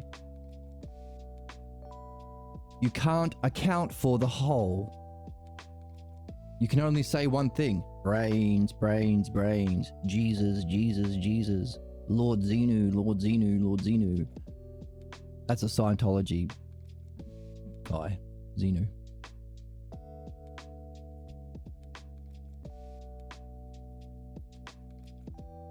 A limited, stagnant Usia, just enough Usia to keep your zombie body together, to keep you repeating your NPC script. 4. Belief. Now, if that's the all-at-onceness, I just intuitively know that I'm right. Who was your guru? No, nothing. I taught myself. Or, I learned from the School of Hard Knocks. Bullshit. You learned from your parents, and around that, your culture and religion. And within that, this at the core, a false image of yourself that you've reincarnated to specifically address. Like everyone. Dummy. Don't call him dummy. Maybe sometimes. I don't know. That's a you call. So that's the Usia. There has to be an activity. That's number 5. What's the activity? So the Usia is the nature or the knowingness. The activity is the use of language or logos or reason. What are those who reason and say that there is no whole, there is no principle, there is no truth, there is no enlightenment, there is no meaning? We're just specks of dust. We're just atoms. Any happiness, feeling, or experience of beauty and bliss is just serotonin squirting, which is just chemicals, which are just atoms. Materialism, or Aristotelianism, Aristotle's thinking. Philosophy or spirituality is just woo-woo, says the suit-wearing dads in the 70s in America. Those hippies. Hey, just get a white picket fence and come home from work at 5 for your turkey dinner and slap your wife like a good American. All that spiritual stuff you 60s hippies are doing is all woo-woo. That's... By the way, if people who are understanding and experiencing Logos and Usia, the model is necessary to understand human problems and solve human problems and recognize it's caused by belief, these materialists, there's only the material world, the lesser, or reductionists. Reductionists means to take the greater things and reduce it to the lesser. Reduce, reduction. Hey, beauty is just serotonin. Love is just your brain tricking you. A Rembrandt is just $4 of paint on a $5 canvas. So these are the sort of people who have art. I could just staple. There's an ad that's viral that's annoying on Twitch at the moment. These celebrities saying, for art, I just ate a banana and then I stapled the banana peel on the wall. That's as meaningful as art. Fuck off, you idiot. Who does that? Materialists, reductionists, people who say there is no model, it's all relative. The modern or the establishment left. The Democrats. Who are they helping? The believers. That's why people are waking up to, why the fuck did Nazi Donald Trump, who hurt everyone continuously and scammed everyone, get a second term? Because the left didn't do anything other than shoot down AOC, Bernie Sanders, currently Zohan Mumdani. I hope I said his name right. I don't talk about it with people at the pub in Australia, so I've heard it said. Anyway, yes. So in other words, people who grew up in beliefs for every human being, some of them even realize I'm not even a religious person anymore. But if that's what is God, then there's no God, atheists. So I'm going to be a scientist and reduce everything down to physical things.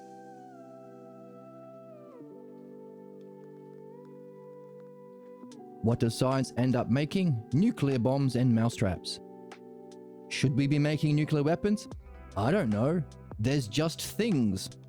What does materialism allow for? Fascists to take over. If you approach the world physically, is there any meaning? Is there dignity to human life? Nope. So if you go to a university, what do you learn? Capitalism. Try and exploit the physical things so you can hoard all the physical things, and if you kill people, that's okay. They're just physical things. It's not personal, it's business. Fucking capitalism. What does capitalism create the conditions for? People who've accrued the capital or manipulated sufficiently can play out their sick beliefs. It's not just me that says whites are best, Elon Musk, the richest man in the world. It's the nature of the reality, or God says so. And I'm going to make laws that will oppress. What are they doing right now? The ICE Gestapo police are rounding up everyone who's not white and disappearing them, raping them, murdering them, sending them to slave labor camps for the capitalists. Hang on a second. Where do you learn about business? Oh, in college. What the fuck? Why are we learning about capitalism and business in college? Isn't that sick? How to maximize profits at the expense of human dignity and life? Yup. So that's even lower than belief. It's not even your beliefs that are in charge. You are a dog. You are blind to the beliefs inherent in modern science or materialism, reductionism, and you are fighting just like belief that fights against the whole and mind and logos. So too do the academics. That's why Pierre said of PhD philosophers in the tradition of Emperor Justinian and Aristotle, moderns, PhD stands for shit piled higher and deeper. Now, I'm not saying that. I'm just a messenger. Don't shoot the messenger. But now we can understand why that's the case.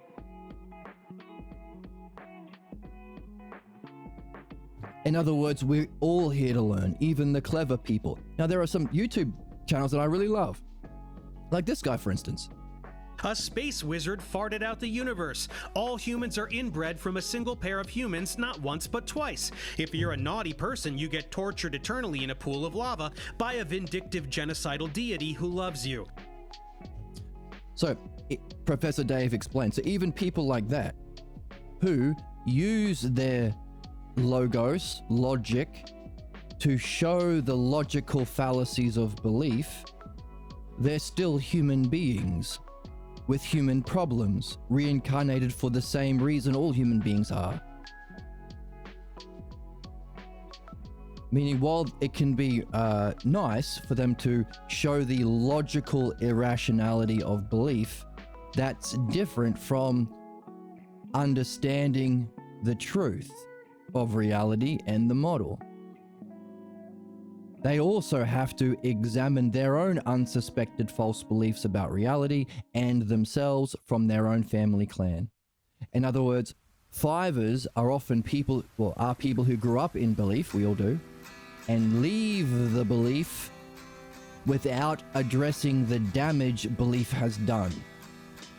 So it's very common for like a teenager who leaves the house for the first time and realizes, fuck religion, I'm an atheist. In other words, because these douchebags were wrong about the nature of reality, there is no reality. Which is crazy. Just because a fascist is wrong about what justice is, doesn't mean there's no justice. Or you should give up. So, materialism or modern academia is the greater and lesser is the lesser to the fascist believers. The Dems, the establishment Dems are the little bitches for Trump and his fascist army. No, that's not a blame game. We're understanding. And that's part of kindness. Like we said, we're all in this together. We all have to go through this. Even the worst of us, Achilles, can and should. Even the best of us still needs to go through it. even the otherwise really, really clever people like Professor Dave, who have good intentions, you're still a human being under those human principles. And so long as you have a problem, you will be fighting against those principles, denying it like a 5, materialists, or actively trying to kill those who participate in it like a believer. That's why we killed Socrates. So, lesser, greater, within each level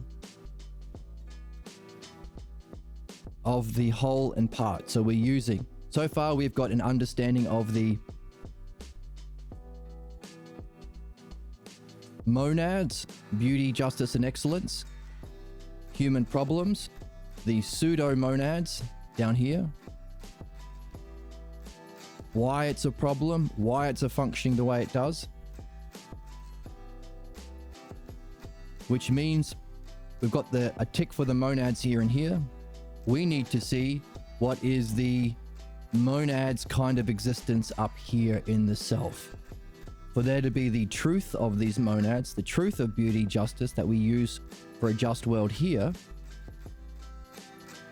there has to be something that keeps them all together as a oneness or a model even of truth beyond that. No, the truth. For there to be a principle of truth, the adjective, there has to be the idea of true itself.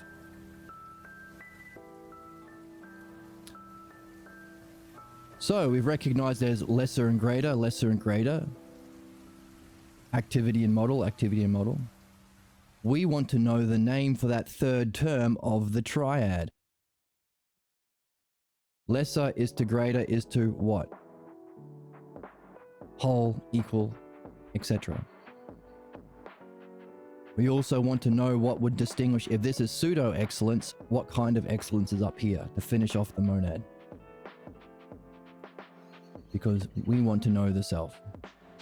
So within this,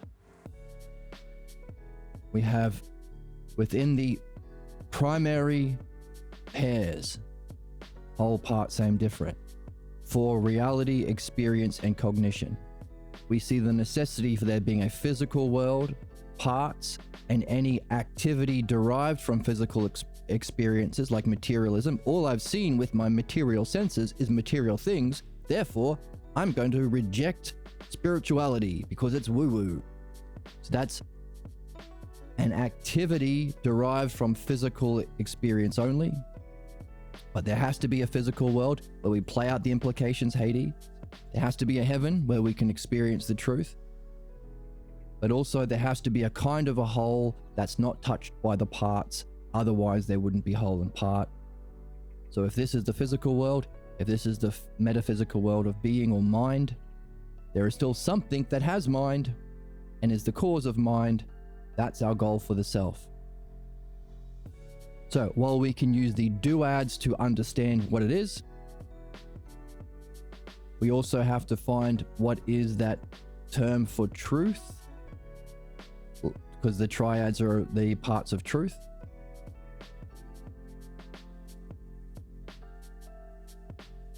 Because while this is pseudo-monads, pseudo-beauty, justice, and excellence, or false excellence, false justice, we have the truth of beauty, justice, and excellence. Therefore, it's the same monads applied to what's false, applied to truth. But as we said, for there to be truth, there has to be true. So our understanding of self has to be those monads applied to true, not the truth of beauty, but true beauty, not the truth of excellence, but true excellence. And we get that from the text and the conversation Diotima, who is a lady, so no sexist beliefs can exist because she's a lady who's reached this, like Penelope, the archetype of the ideal woman or the heroine. That, hey, Socrates, once you reach the truth of beauty, beauty itself, the highest experience, from there you can go on to true excellence or true beauty. So the same monads applied to the word that means true. To get the word that means true, we have lesser, greater, what? What's the third term within the self set That's the highest that would apply to the highest truth, such that we can explain a whole without parts. Well, that's where we're at now. In other words, whatever is the lesser, greater, the whole. So we've got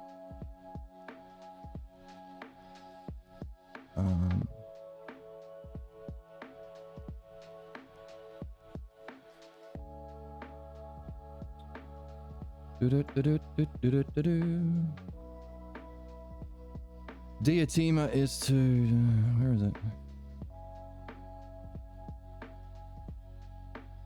Here we go.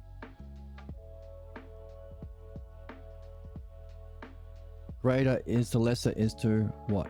Whole, equal, same, like. So what we're looking for is a word that takes all of those greater of the duads, defined by not being touched by the lesser. So it's a whole, lesser, greater whole, but a whole that doesn't have parts.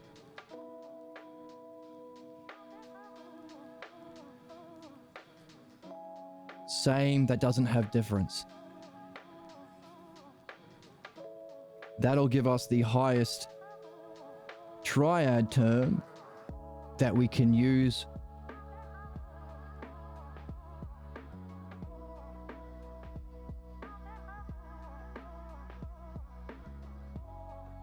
to understand the true self. To get that name, we need to unify our understanding, which means we have to use the duads. So to have this idea of the one self, the whole not touched by parts, gives us a name. That name we can fit in here.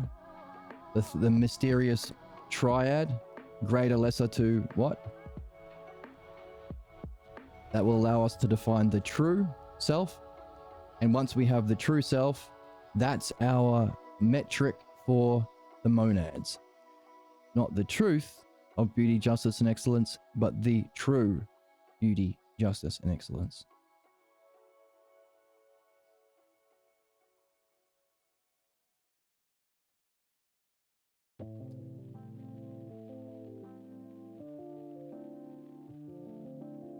So we're going to do all three. The one, giving us the third term for... Now that we have lesser, greater, whole slash equal slash same,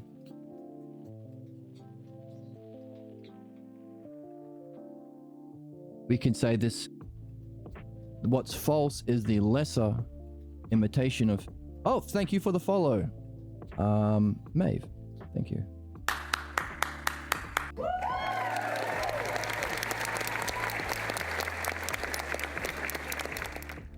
So what we are understanding, why is our false image of ourself false? Because it's the lesser. Why is the true nature of self the truth? It's the greater self. Hang on a second. That's the second. It's not the... It's self knowing itself as mind. Don't get stuck in enlightenment like the Taoists and think because it's the greatest experience and you can't imagine a greater experience, it's the self. There's something having that experience. So while it's the greater idea of the self, different from the lesser untrue or false, it's not the true self. So this word here, we could say the whole self, so long as we've understood it's a kind of whole that doesn't have parts. So whatever this term is allows us to do a dialectic on the true self. Once we have a definition of true, we can apply the monads to it for true excellence. But again, to get this name for the true self that applies to the good self, we first need it from the one self. So we have to do a dialectic on the one self that will give us the term for the true self, which will give us the term for the monads to do a dialectic on the good self. Notice it's a dialectic. There's self and other. But it's the highest use of the dialectic. While the greater use of the dialectic, or the lesser use of the dialectic, is materialism, to deny the model. The establishment Dems, or materialists, or reductionists, or Aristotelian, or, hey, the name for philosophers who are stuck down here, Stoics. That's not a blame or shame game. I enjoy listening to these guys. What? I enjoy listening to them. They have many great qualities, but they're still human with problems. So kindness isn't saying, oh yes, they're right because they're people. No, they're not right. They're fucking wrong. But they still have some level of ousia, some level of logos. They're not always in their problems, but that's where they are. That's called Stoicism. Philosophers who do not acknowledge that beliefs are the cause of human problems and say things like, maybe all religions are good, just so long as you don't act through your religions, or teach your children your religions, or rule based on religions. Maybe they're all saying love or something. Yeah, that's Stoicism. Bullshitting. To be a foot soldier for the fascists. Hey, if the religious folks say that there's a soul and they're all nuts, then there's probably no soul. Let's ignore the philosophers and Homer, Xenophanes, Parmenides, Diotima, Socrates, Plato, Damascius, Plotinus, Proclus. Let's ignore the greatest minds of human history, the lineage of philosophy we're in, and just listen to Aristotle. Because we can feel like big, strong, tough men when we say it's just woo. Have you really gotten into it? Have you done it? Have you read it? Have you been following the channel? No, but it's woo-woo. Ah, you're motivated by your belief of what it means to be knowing, which involves you shitting on the truth. Like the Twitch moderators of the Majority Report. You've been a bad little girl and you're getting a vigorous spanking right now. Poor much. That's the appeal of moderators. Politicians seek, lots of people seek a position of power where they can pretend to be a knower, not by reason, but by silencing reason, not by doing good, but by doing bad. That's sadism. It's sadistic. Doing bad things while feeling like it's good, because look at me moderating, kicking this guy out. Here is him doing his, what do I do? You do a challenge of his pen. Oh, and his challenge was right, appropriate, and good. I'm not gonna read it. I'm just gonna say fuck you. Pretty fucking shit, right? That's why I won't go on the Majority Report unless I'm permanently unbanned and that Twitch moderator is no longer moderating. That's my stipulation. And or learns what he was doing so he doesn't make the mistake again. Even better. But that's what it is. So, while there is a lesser use of reason and logic like that fuckhead, and the establishment Dems, materialists and stuff. Now, I shouldn't say fuckhead because there are a lot of clever people who are trying hard and stuff, and even speaking up against false beliefs in a certain way, even though they... Thumbs down again. Thumbs up. Do a thumbs up. There we go. And hearts. And whatever this does. Confetti. So, a lesser use of logos, materialism. To reject or deny the whole. Has to reject or deny the whole, otherwise there wouldn't be that stage of development that's a part not touching the whole. Unless there was some opposition to our benefit causing our problems, there would be no part different from the whole. So it's necessary for there to be problems, but kindness is acknowledging that. Just as there is a greater use of logos, that's the dialectic, guruship, purifying the false beliefs, either 4 or 5, the false beliefs and its functioning, and perfecting people's development from false beliefs about the self to the true nature of self and reality, and even further development through that. By the way, that's dream analysis, because dream analysis in your dreams, you can have high experiences, positives, and you can have negative states of mind. That's why Socrates says dream analysis is necessary for both. You'll forget your high experiences or your enlightenment experiences if you're not recording your dreams and you haven't developed an understanding to recognize it. So there's also the greater use of logos, the dialectic, is also dream analysis. So it's midwifery, purifying the false, philosophy in understanding and meditating on, so creating an openness to the model. So midwifery, philosophy, and dream analysis. And also, it's what we use for our sharing mythology. So that's what we're here to do. We're here to move from 5 and 4 into 3, understanding. It's the greatest activity we can do here. It's the learning and nurture. It's the meaning of life. So while that's the greater use of logos, we have this extra element here, which is even greater than greater. It's not the greater, it's the ultimate, or the whole, but not a whole of parts. It's a whole beyond even it splitting into greater and lesser. It's greater in an ultimate way. So maybe ultimate? Ultimate is the word? Or lesser, greater, and equal. But if it's a whole without parts, we could say it pure. So this is a struggle, right? We're trying to figure out a word for this missing third term. Lesser, greater, pure, ultimate. Because this word will describe the true self. Why do we want to describe the true self? Because as there is a activity and model, materialism and belief, activity and model, understanding and knowing, there is also an activity of the logos here, allow you to be a guru even to other gurus, to take them from the experience of knowledge, the brilliant light enlightenment experience, to the one self enlightenment experience. So now we've understood the two versions or two kinds of enlightenment experiences.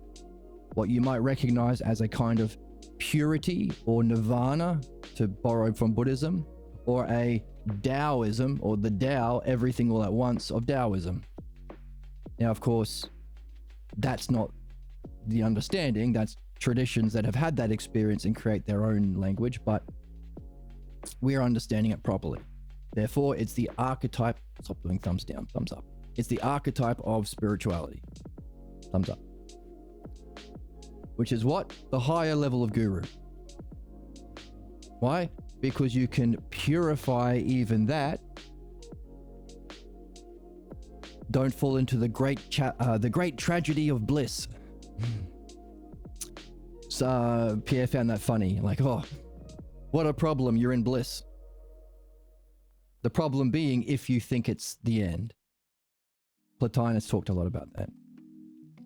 So, while it's the model, it's not, well, it's the model of beauty and justice, the truth and stuff, it's not the self. So you can help purify that, but also the higher use of the higher logos, or the ultimate logos, or the pure.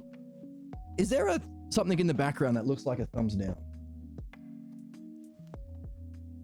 What could it be? Maybe it's the way I'm sitting. Thumbs up. There we go. So the higher use of the logos is to meditate on the model.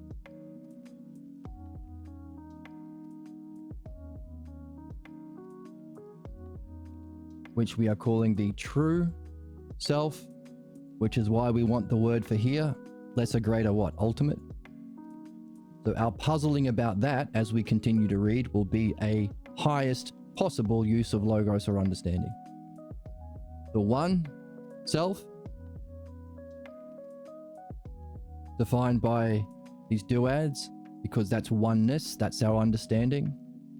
As we can understand this model as the greatest whole of all of the parts, or completely free, but also completely self-contained, limit and unlimited. We want the positive of the greater, but not touched by the lesser. So the reason we want the word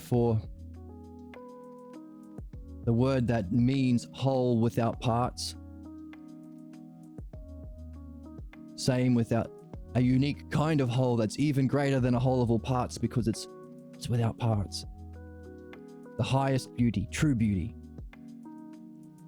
is because that's a dialectic, or the highest activity possible of understanding, or the highest activity to reflect on that model of the one self. And of course, if we have that name, which may help us, of the one self, that might help us fill in this one for the true self. We need the true self to say, hey,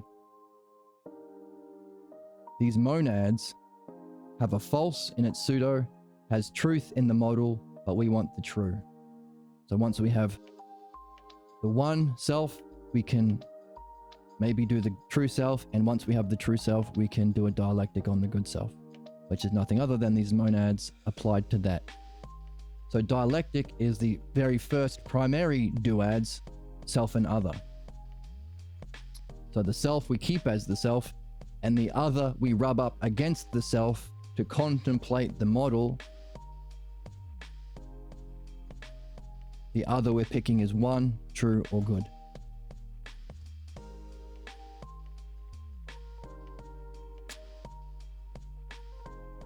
Now, because one, true, and good are different terms, there might even be one more step.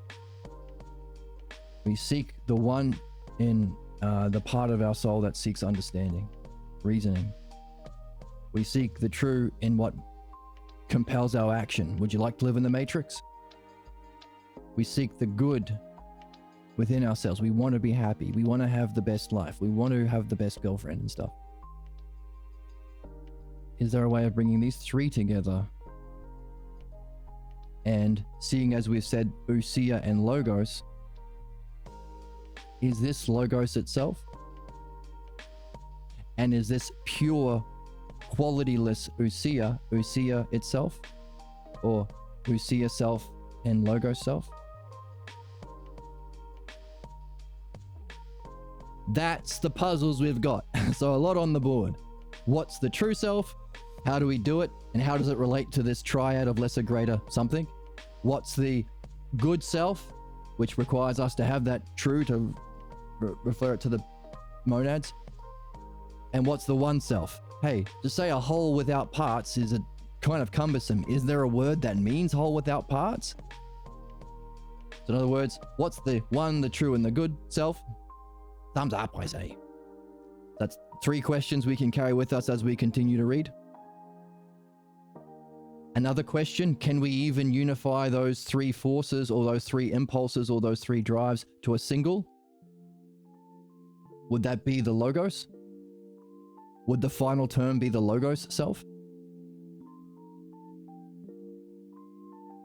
And also, if we see that there is a activity or logos and a model nature or ousia, a knowingness of it, where does ousia fit in? Is it a logos ousia? Is it a self ousia?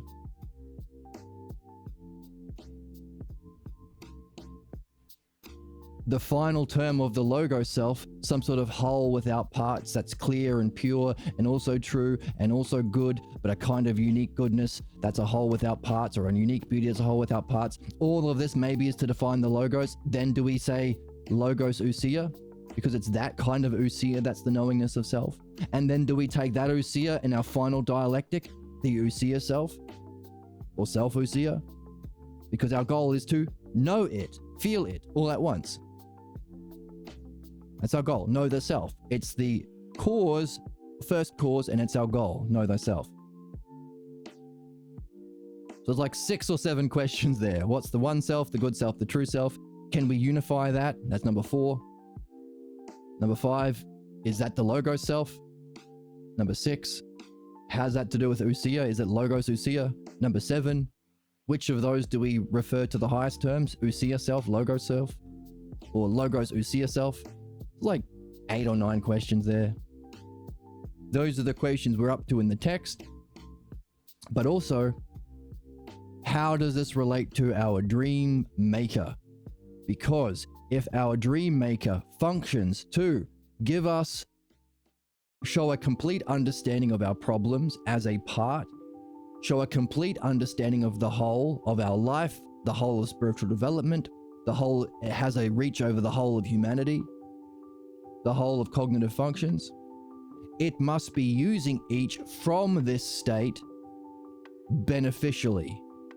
Providence. Providence in Greek, or ultimate care, or true care, means is the Greek word pronoia, which means before nous. Nous is the Greek word for the knowing of the model.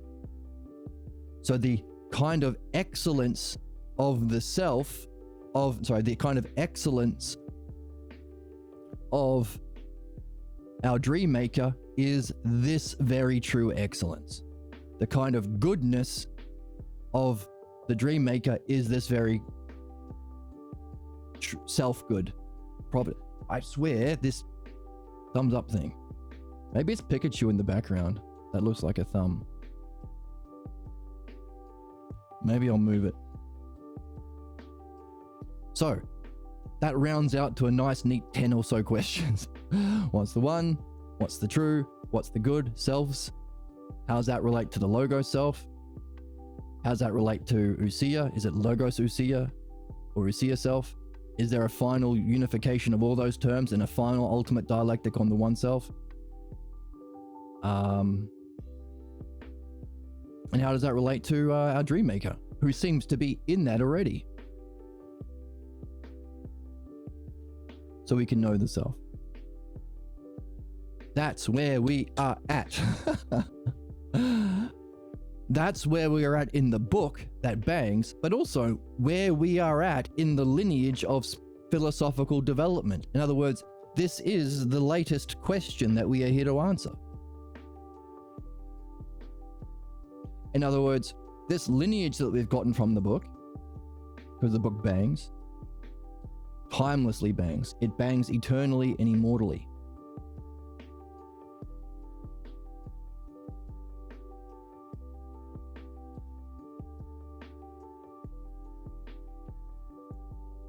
Would be our reaching of Xenophanes' question, but he didn't give us the whole method. We have the models from Homer, but did we get it laid out the way we're laying it out? We're told we have to master the dialectic from Parmenides. He does the dialectic on the one self, but there are these other ones that we're left to do. Diotima says, by the way, in the ideal loving relationship, once you reach that the truth of beauty, you have to go on to that true beauty and true excellence. So she says, so Diotima told us we have to do it, but we didn't get how from Plato. Socrates says we better do dreams at the same time, but we didn't get a map of dream analysis from him. And of course, that's where everything went downhill. Aristotle, Justinian, and Plato, of course, lost the two. So this is where we're back to now from Pierre Grimes. So these questions are literally the highest questions of philosophical development so far to date. And also the highest questions in the book that we've got so far. Because this book's a fucking banger. Which we could have maybe expect, considering this dude rediscovered all 3 of those dialectics on his own, with help from his friends and Alan Watson, loving relationship, his wife. So had lots of friends in his corner. And from having rediscovered this, shared it in a book that we're reading. So we are on the edge. We've understood the nature of human problems, the nature of what it means to be a guru, what's needed for human problems, that punishment is always bad, especially because problems have to exist for there to be a part in opposition to the whole. for reality to exist. So we've understood the lesser, all human problems, individually and collectively, and its necessity. We've understood the greater, how we solve human problems and do meditation or reach our the model for everyone. And we have questions about that final stage. The highest use of activity, which we can hope, because we're applying that highest activity to the model, may awaken that kind of meditation, which is our final goal, to know the self. Where we are in the book. And that's where we are within the lineage of philosophy and thought itself. How are we for time? I might take a quick break to top up my coffee, and let's get into some reading. Pretty neat, huh? Can I get a hell yeah?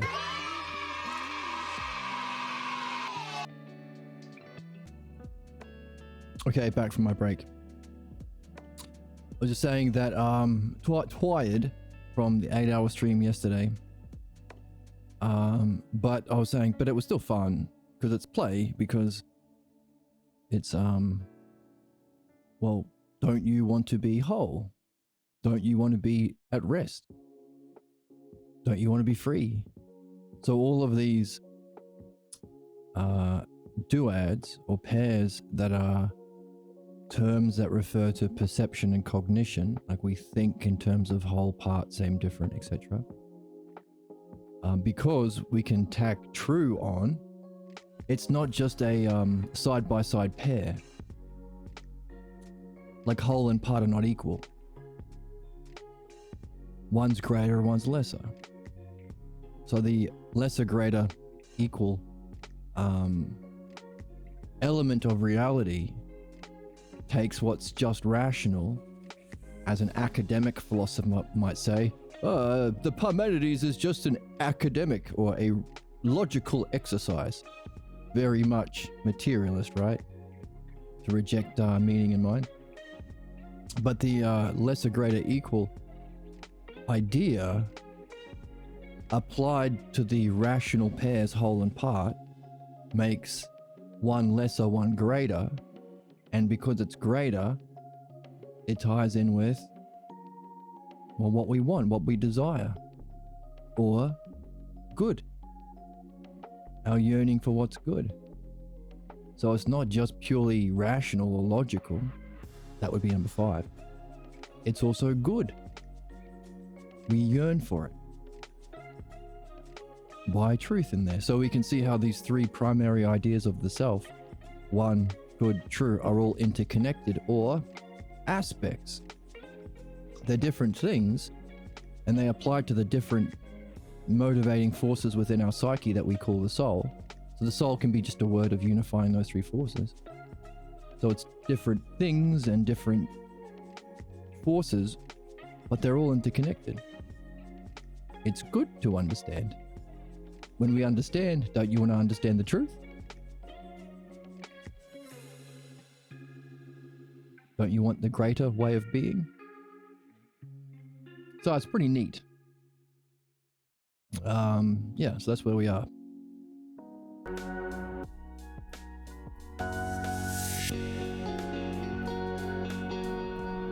With those questions being carried with us in mind, we are on a quest. To carry a question is to be on a quest. You're a wizard, Harry. So let's take that with us as we read. So all of these things apply to our higher activity, but also seem to be necessary knowingness or ousia and functioning logos of our dream maker.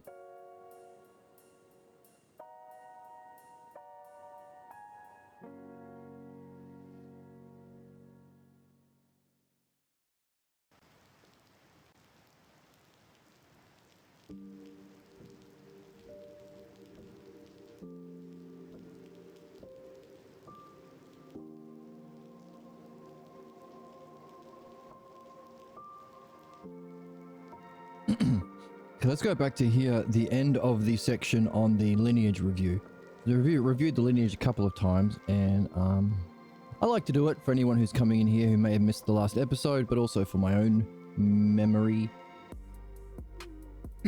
Let's jump in here, and let's even do some reading, because I haven't done the voices in a while.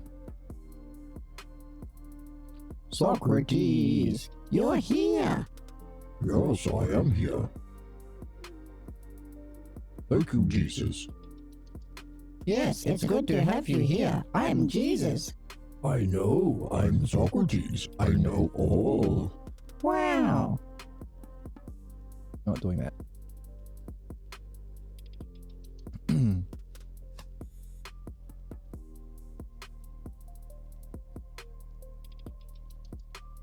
Okay, Proclus advanced. So we have Proclus, Plotinus, and Damascius advancing the dialectic from Plato, of course, without midwifery and dream analysis, until Pierre Grimes. Has any of these later philosophers reached the final stage of your philosophy, the one that we're after? If they haven't, could you explain where they still need to go to develop further, or what is needed to bring it to a fullness? Good question, Jesus. Hope maybe what we were just reflecting on is that. In other words, the higher logos or activity referring to the self, or the model, or the superior model, or the whole that doesn't get touched by part. What does Socrates have to say to this? Let's see what you're asking, Jesus. It is not a simple task, but with truth. Ooh, now this has some more meaning now that we have a special category for truth. With truth as our guide, I must oblige you, since the work that is the cornerstone of all these followers of mine is Plato's Parmenides. I shall follow their lead and be guided by the same approach. We will need the last philosopher of the Athenian Academy, Damascius. So, in our lineage, know thyself, not mediocrity. Homer, Xenophanes, Parmenides, Diotima, Socrates, Plato, Aristotle, and after Plato, Plotinus, Proclus, and Damascius. The last dude, Damascius. Whose teaching at the academy entered when Emperor Justinian closed down the schools in 529 AD. I have already mentioned, Dark Ages started then, that Plato clearly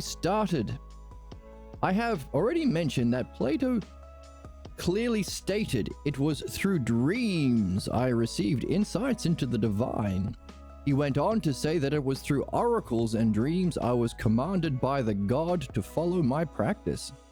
Most importantly, he said it was through dreams that one can recover what one does not know about one's present, past, and future. So the dream must know the whole of our life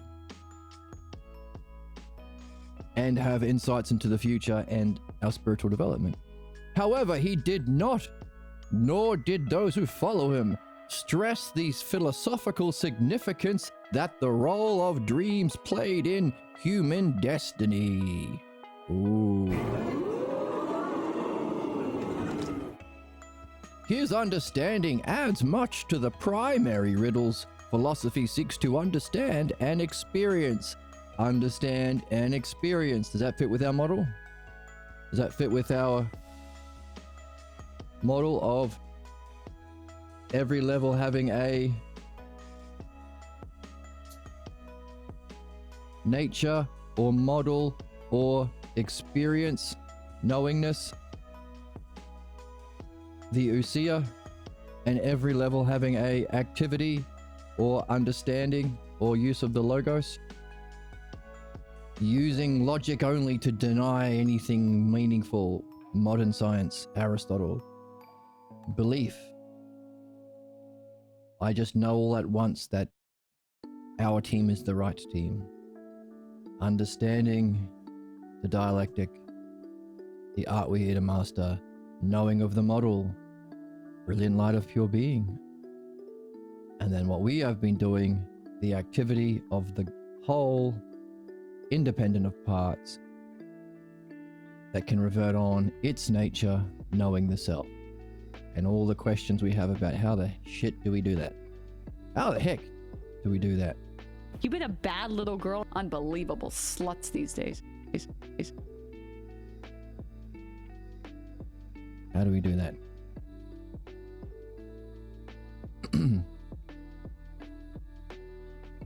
Here's understanding. Damascus adds to the primary riddles that philosophy seeks to ousia, experience, and logos understand.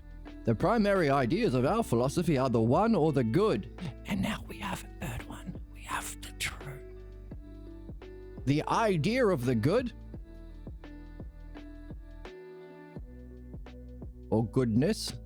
There's that first model, or the being model, or that brilliant light of being, and the soul or the nature of the soul. Us down at the bottom as the parts that are seeking to go up. The problem, of course, we fully appreciate, for if the one is beyond all categories or qualities, how is it the source of that which can only be described with superlative categories and qualities? Or, if this level here, let's go to the one over here. If this is the whole and all the parts, positive at the top, how is this? So no qualities, or in other words, no parts. How can that which is beyond qualities cause the qualities? And we have a bit of a hypothesis here with this model of how these duads relate. Now, if whole and parts, we're saying, hey, the dialectic is the activity in each level, or it's denial at the bottom. The primary units of the dialectic, so at each level you could say, hey, beauty itself in comparison to other. How does beauty relate to justice? Or how does beauty relate to the soul of a philosopher? In other words, the whole way through, the dialectic we've been mastering is self and other. Does that apply here? Is self and other an even more primary duad than whole and part?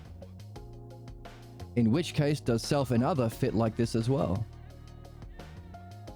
So our question, what is the whole that has no parts? It's the section of the self that isn't touching other.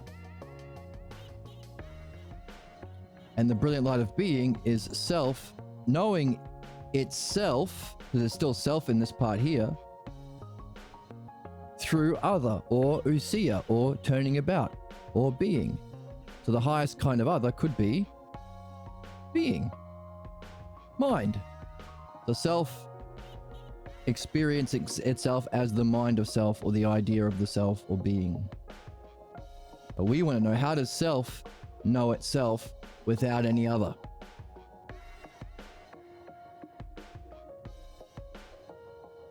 Logos, self?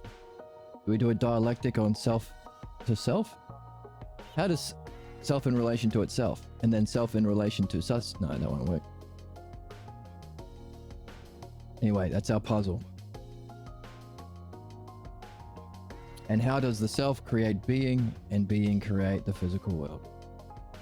Or the one self, oneness, and soul down here. Is that soul? Is this soul? Well, if the soul can leave the body, then this might be soul. Self and soul? Lots and lots of puzzles.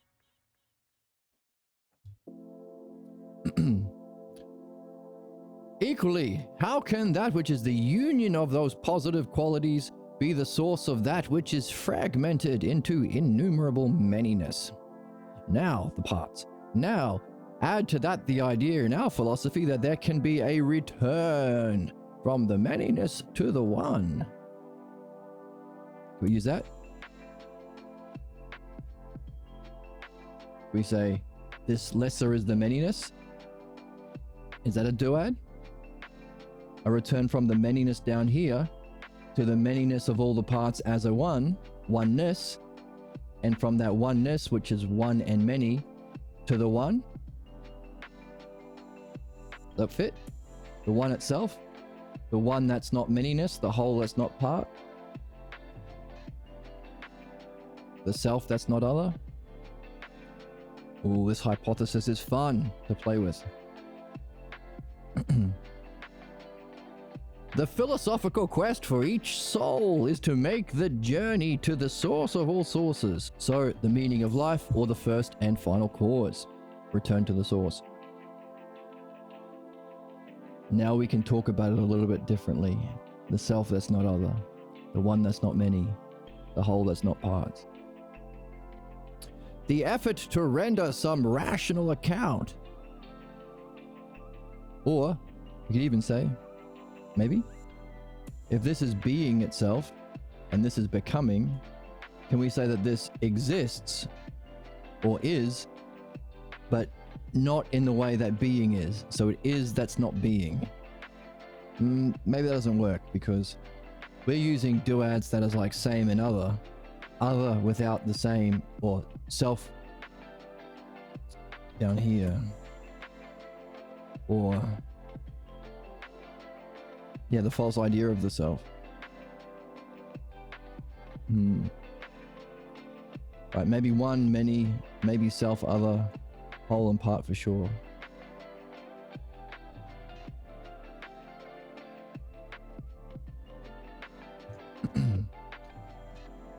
The quest for each soul is to make the journey to that source of all sources. The effort to render some rational account of these problems is the goal of philosophy. Hooray, we've been doing it. Hooray. There's only two options at the end. The problem is that you can't Wait. imagine. Where's the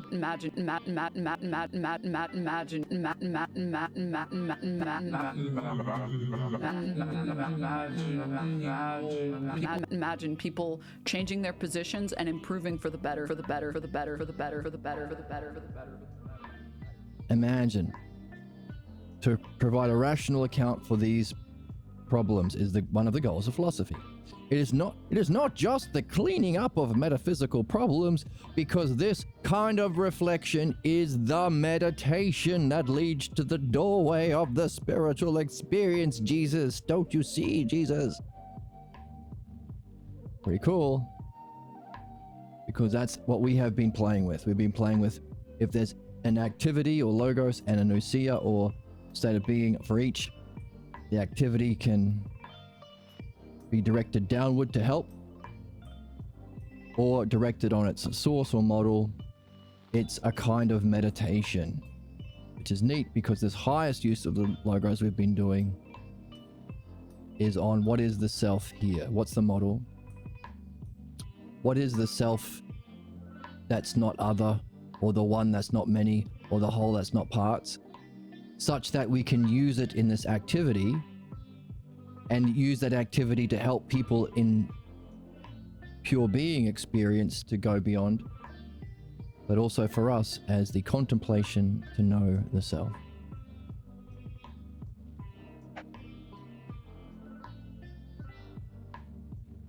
This kind of reflection is a meditation. How could I possibly disagree, says Jesus. Certainly, these are the ideas for both of us, our work and practice. I say that because my followers stressed the need to believe in the primary triad of Father, Son, and Spirit. At this point, it may be that there is only a slight difference between your use and mine of these ideas. What then are the ways Damascus links these ideas together? Can I expect that Damascus had a major place in his philosophy for the nature of dreams? I ask that because of the importance you place on the study of dreams. No, he did not, Jesus. Even though he did see that dreams, like divine visions, are truthful. Truthful, one of those three primary terms. I heard from the sage Orpheus He said that Damascus recognized that the eternal inner spark of the divine pours itself out in its full glory, outdazzling the world of becoming. Is it not interesting that Damascus acknowledged that the divine luminosity could be fully realized in dreams? Surely, while that is a major insight into the role of dreams and inner visions from the realm of the intelligible, he did not bring this insight into his system as a whole. Which means for us, we can recognize that as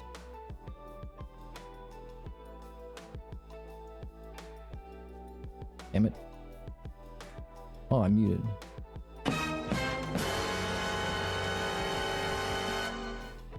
He saw something, saw the significance of it, saw it in Socrates, saw how we could even have a vision of the intelligible, but didn't incorporate it in. Could be therefore a block. And if Damascus, Plotinus, and Proclus, and Plato, the four big philosophy names before Justinian, are in the tradition without midwifery and dream analysis, we can maybe hypothesize why he was stuck in that block. And hey, if you ever get in a time machine and can talk to the guy or meet him in some other dimension, maybe you can ask him the questions about this particular block. Hey Damascus, considering your insights, why were you ignoring your dreams? And then write a book. You, Jessica and Damascus, a dialogue in heaven, and it can be a sequel to this book.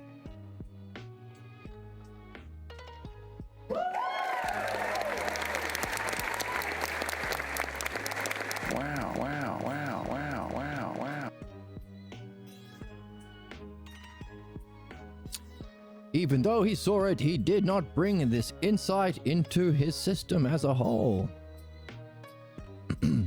If he had made a place for it within his philosophy, says Jesus, would it have brought his own thought into a higher unity?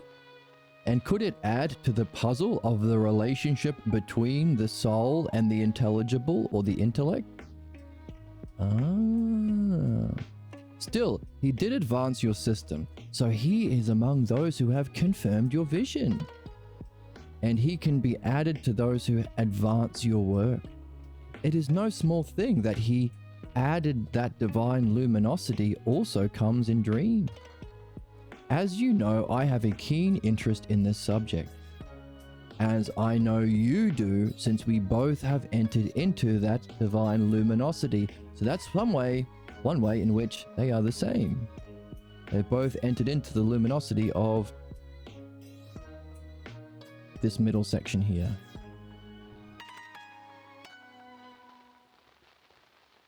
Dreams can give you this experience, which again adds to the idea of it's probably here if it can give you this and can relate it to this, you as a individual.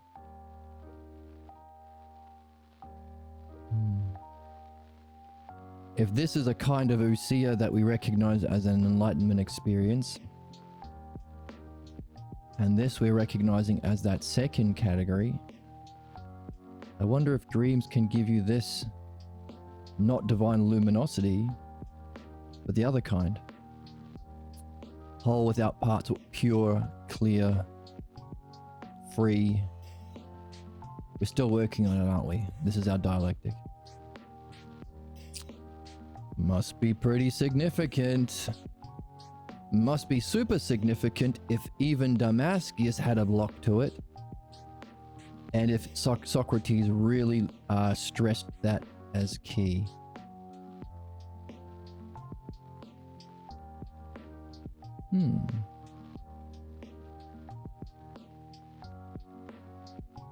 Yes!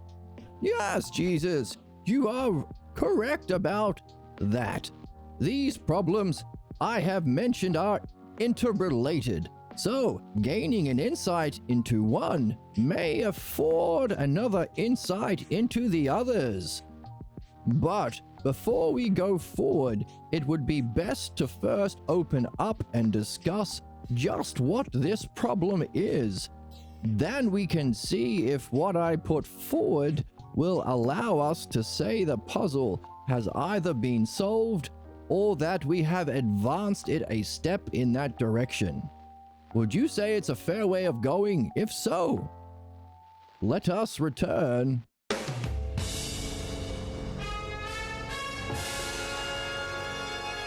the Parmenides.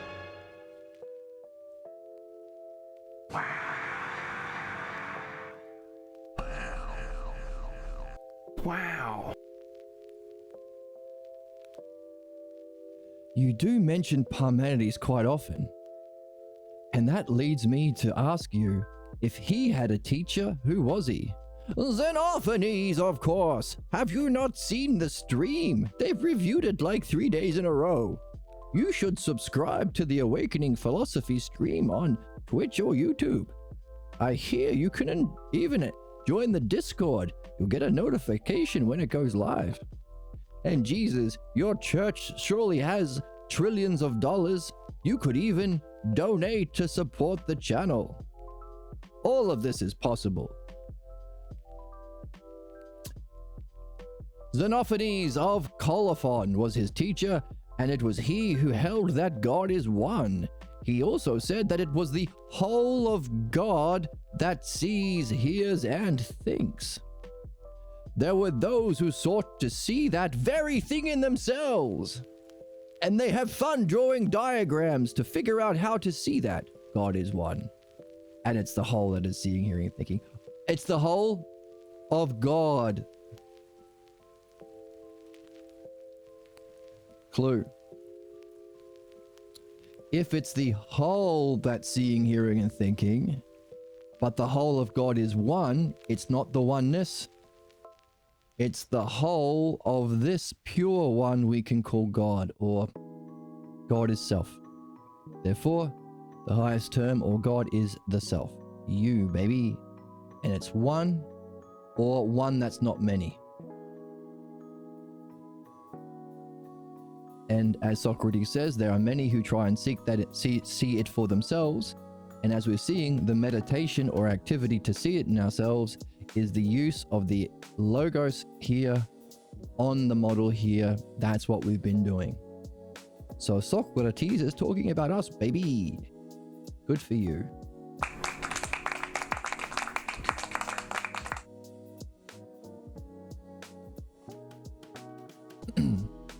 They went around and asked themselves those very things, and it was this that brought them to philosophy, and to awakening philosophy, one might say. Ha ha ha ha ha.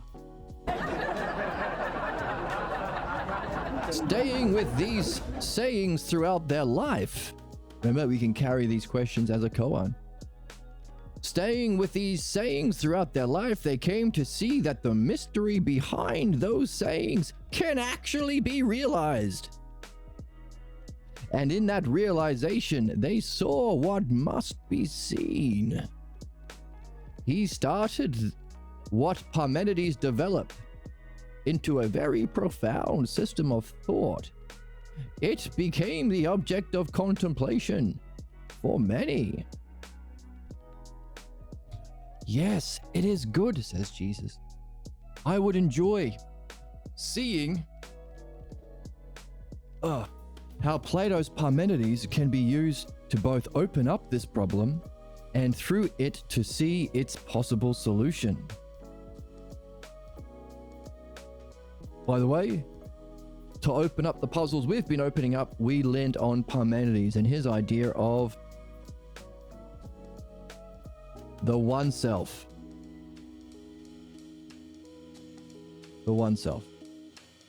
Or the whole without parts, or the greater of the duads that's not lesser to find the pure. So launching pad has really been Parmenides for us too in the last couple of days. Pretty neat. Pretty neat.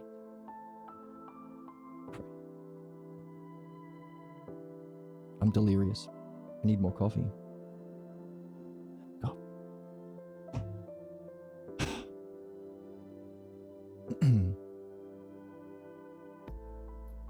I would enjoy seeing how the Parmenides can be used to open up this problem and through it to see the possible solution. First, then we shall agree that there is something in human beings that not only has life, but also ponders, reflects, and is aware of itself. Is that the Usia?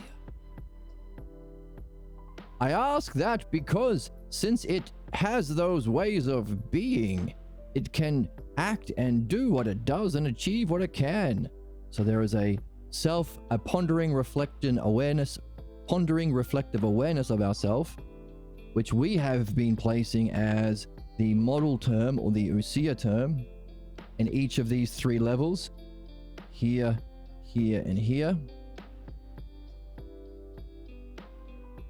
Knowing is the Usia of the greater. Belief as the false pseudo-Usia of the lesser. And question mark, knowing the self up here. And I say that because these are needed to act and achieve. So each has that Usia or self, what is it? Pondering reflective awareness, self-reflection, and activity. Usia and logos. And of course, it's distortion in belief and materialism. And what we did was the activity to try and awaken the being or the kind of pondering self-reflection awareness of self of the highest. That's what we've been mucking around with and having some good fun. Where's the joy? Where's the whimsy? Where's the childlike wonder?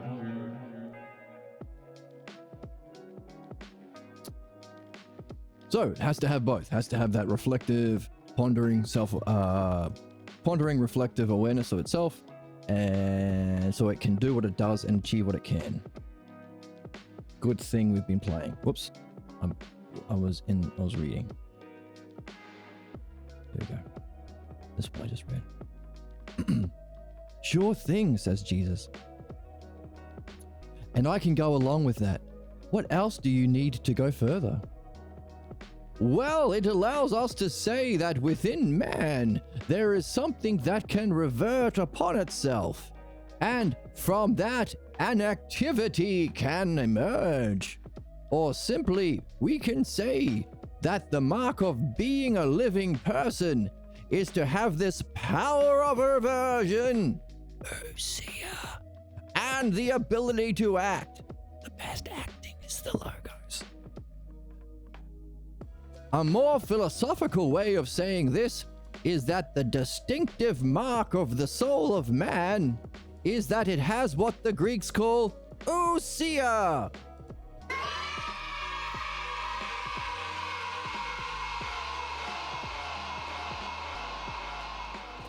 And this.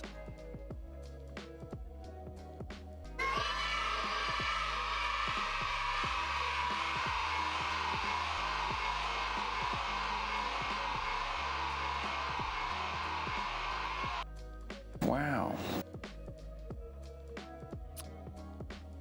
Or substance and activity. Now that's interesting. We've been separating the substance from the activity and calling the activity logos. But let's keep reading. Again, we should say that this idea of activity must include an activity that manifests the fullest flowering of the human soul or spirit. Now we need to see that these two ideas in the study of the nature of dreams. And to do that, we must first explore the dynamics of dreams. Wow. So, this kinds of brings us to where we've been doing. The last 8-hour stream was a epic one, perhaps the greatest one I've ever made. Today we've tried to synthesize it a little bit like a smaller review of it, which is necessary. And now we've seen that everything we've done fits in with what we've just been reading. So that's neat. That's a thumbs up for us. 2 thumbs up for us, which means something on the webcam. Come on. 2 thumbs up for us. Okay, listen to the horns. There we go. And the hearts. Except he is saying that there is an activity and substance, but he is calling Usia both. Makes sense, I suppose, because it's a self-reflection or activity of the model that we call the logos. In other words, understanding is the activity of the Usia, or logos is of the Usia. But I think we're on it. And so we need to see that model or Usia or nature and our activity, and that activity, see how it's in dreams, so that these 3 levels can be communicated to us in our dreams. Our fake Usia or idea of ourself or our belief, our problematic activities that cause our repeating dramas in our life, daydreams, fantasies, night dreams, of course, what we're talking about here. Our relationships are all of our problems. So the problematic activities, and by the way, they are problematic in particular because they are apart, divorced from the whole, or they are a problem because they reject your participation in the whole. I'm not good enough. I'm a small bean. I'm just a part. I can't be the greatest part in the greatest whole. I suck in some way. I'm not good enough in some way. So, in the nature and dynamics of dreams, can we see this fake Usia and problematic activity? Can we see the pure, or the truest, the high Usia of knowledge, and our goal, in as we've been recognizing as the meaning of life here, to develop the activity and master the art of the greater activity, while our problems are the lesser activity. The greater activity would be here, the dialectic, which is why we have to read, because we have to be learning it from somewhere. And finally, can we see also within dreams the pure Usia that doesn't even have parts, the self knowing itself immediately without there even be a turning around, because it's the model. It's a pure one, a pure good. It is pure true, pure Usia, and the highest activity of the logos. Can we see all 3 levels of those pairs presented to us in dreams, so that we can benefit from it? We can facilitate these removing of problems and these 2 kinds of enlightenment experiences for ourselves and others when we use this to function in the highest way through dream analysis, and wonder about the dream maker itself, and how, if this is the true self, the true one good self, the true self, and the true highest functioning, or the highest excellence, or the other monads, the highest justice, the highest excellence, the highest activity, then it's our goal to know and show the self in the highest possible way, the authentic or true self. So we can, by understanding the dynamics of dreams, we can benefit from the particulars or the parts, and also wonder about the whole. In particular, is the dream master me, you, the self, if it's a demonstration of its highest excellence and can function on all 3 levels with both model or nature and activity? That's where we're at. That's the significance of dreams. You will probably have a dream before the next, well, unless you're binging these, before the next episode. So, hey, take note of them. If you practice recording your dreams as soon as you wake up, you'll get better at remembering them. To get the most accurate, hit your record as soon as you wake up and start talking. If you're super keen, you could even set your alarm to wake yourself up in 2-hour intervals to get an even better account. It's up to you how fast you want to move. If you've got someone else in your life that's in the game, then all the better, because you can go together, which is the Atima's message to us. So, next time, Let's get further into dreams, understanding the dynamics, the parts, and the whole, and wondering, holy fuck, is it me? Pretty neat stuff. It has been one hell of a weekend.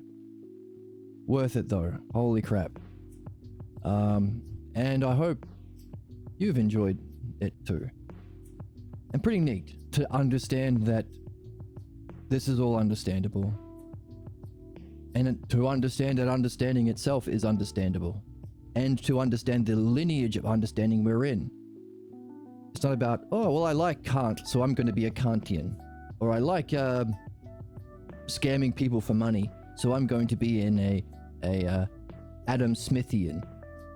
No, this is the tradition. Those are those 12 names. You as the lucky 13th. In the Dharma, the true teaching. Having awakened and playing the greatest game. They call this the noblest game.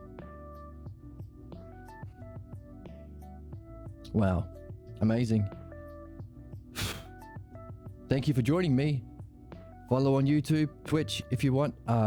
Discord links below, PDFs below, and if you want to donate to the channel, it is greatly appreciated. Thank you so much. Holy fuck beans. Good for you. And I'll see you in the next one.